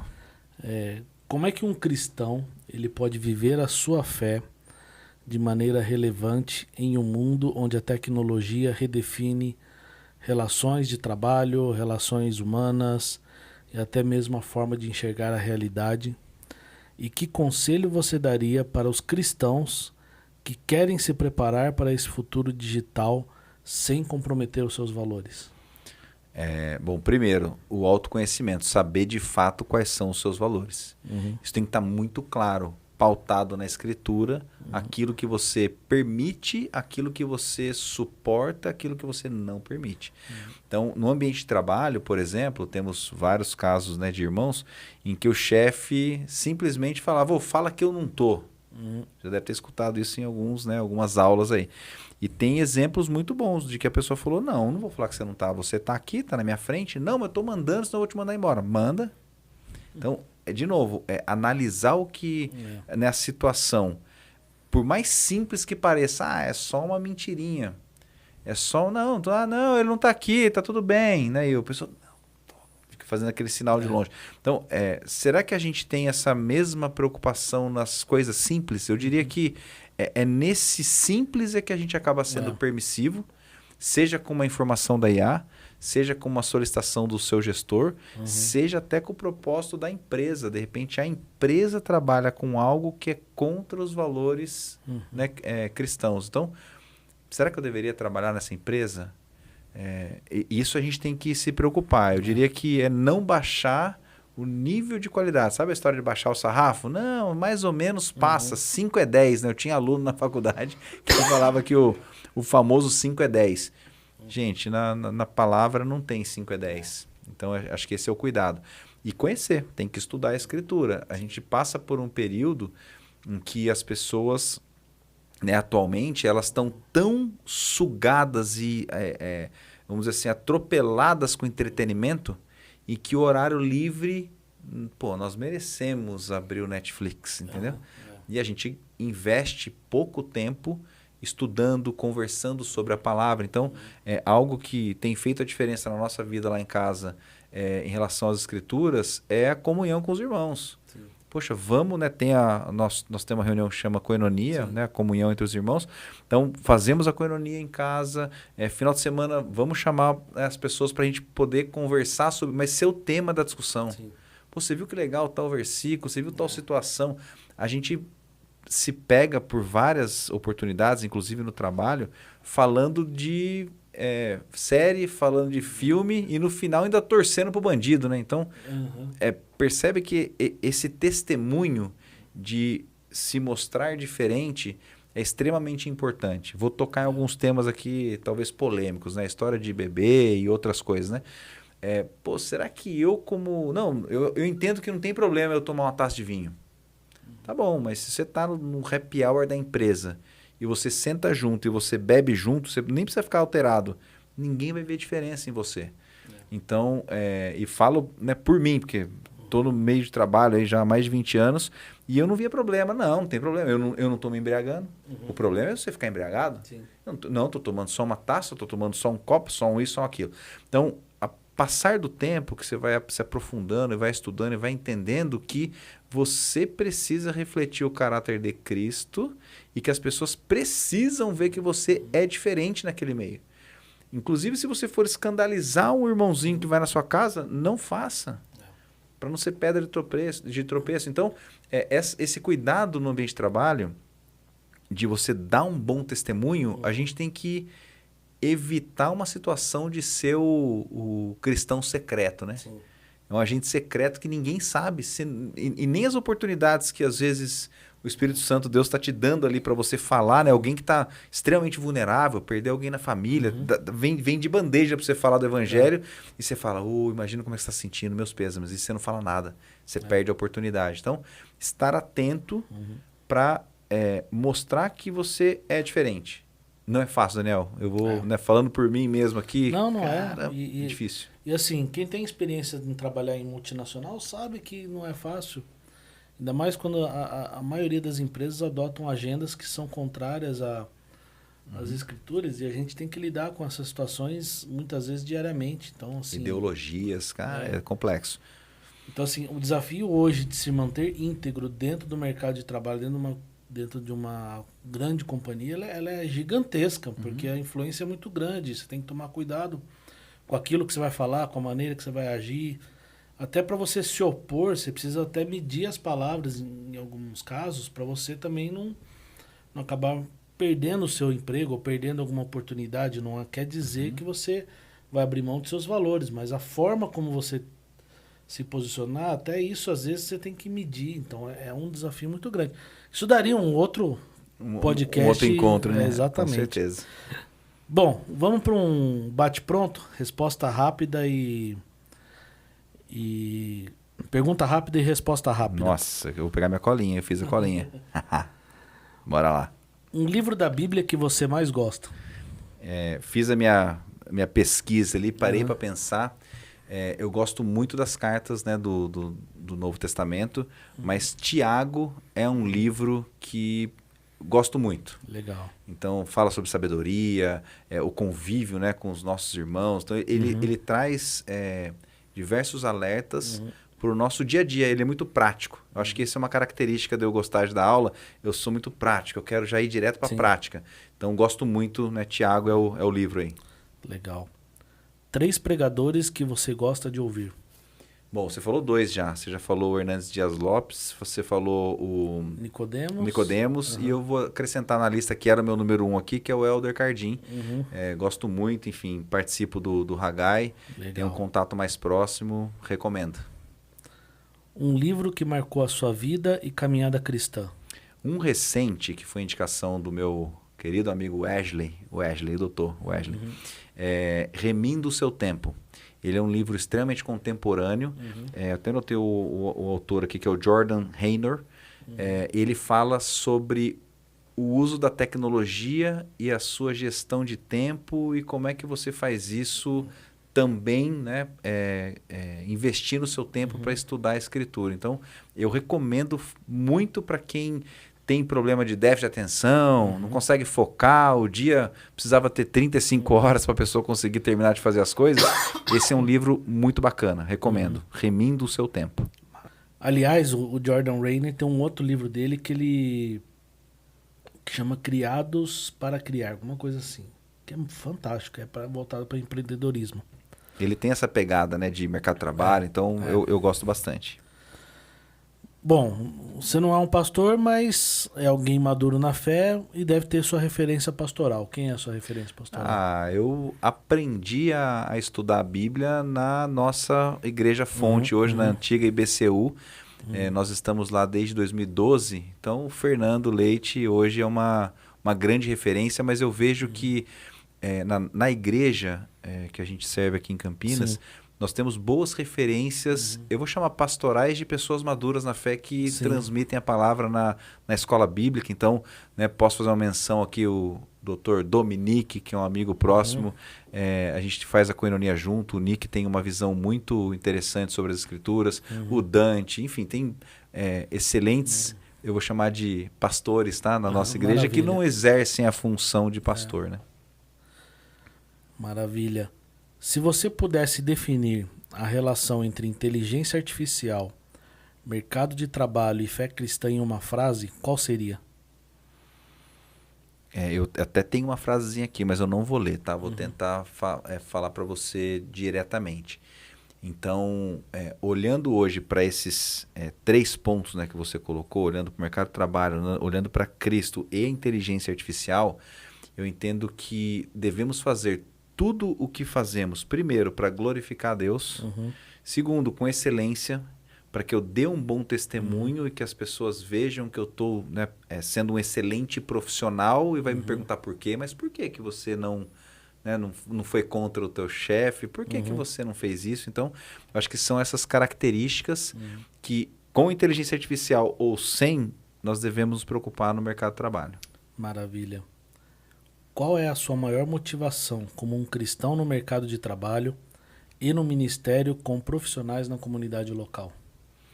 Boa.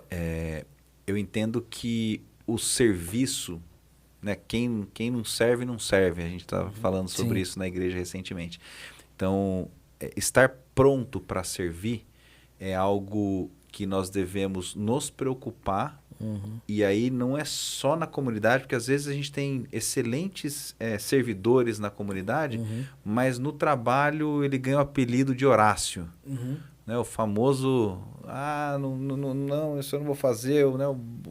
Uma pessoa que não está disposta ali a fazer algo a mais do que ela foi contratada para fazer, por exemplo.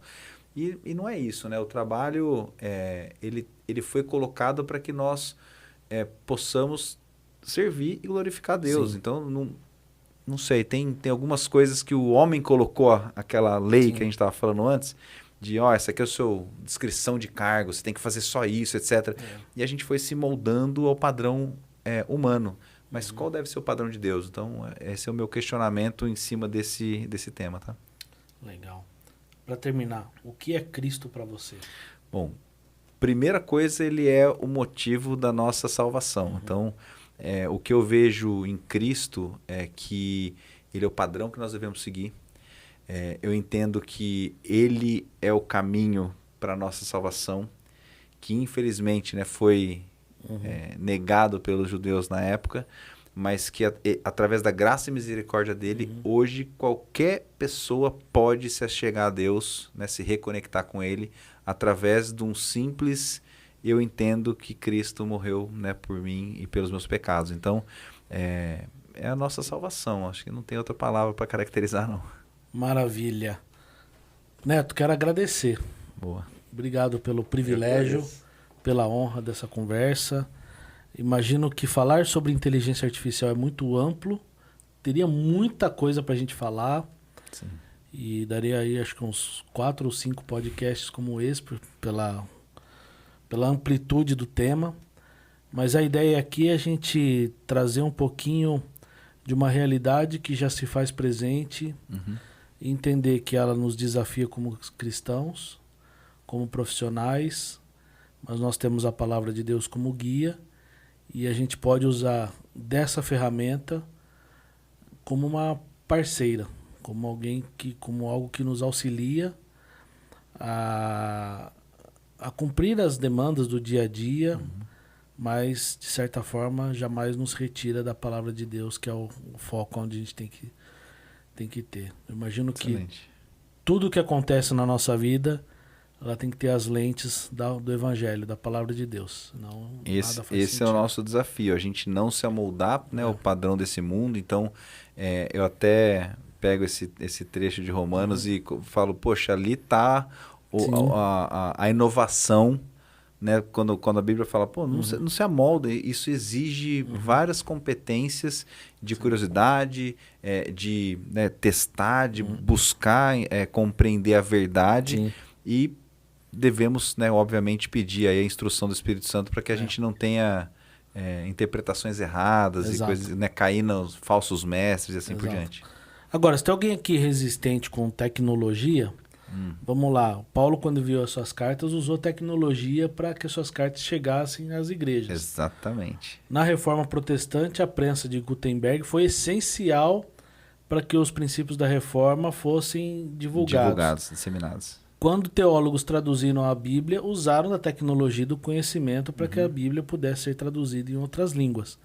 Então, assim, a tecnologia, de certa forma, dentro dos desafios do seu tempo, ela sempre esteve aí, sempre foi usado tanto para o bem como para o mal. Então a inteligência artificial também pode ser usado para o bem, né? Infelizmente o homem é caído e muitos vão usar para o mal, mas a gente pode usar para o bem, para a glória de Deus. Você sabe que eu fiz essa discussão com a IA da tecnologia desde da criação do mundo, né? Qual que era o propósito? Sabe qual foi uma das respostas que foi super interessante?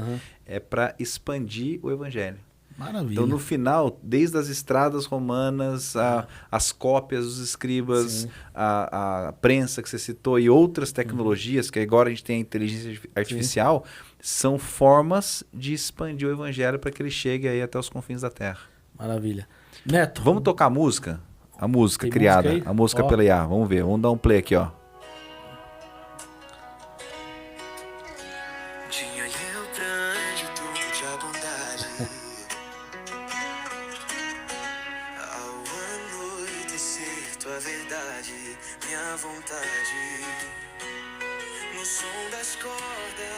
E por aí vai.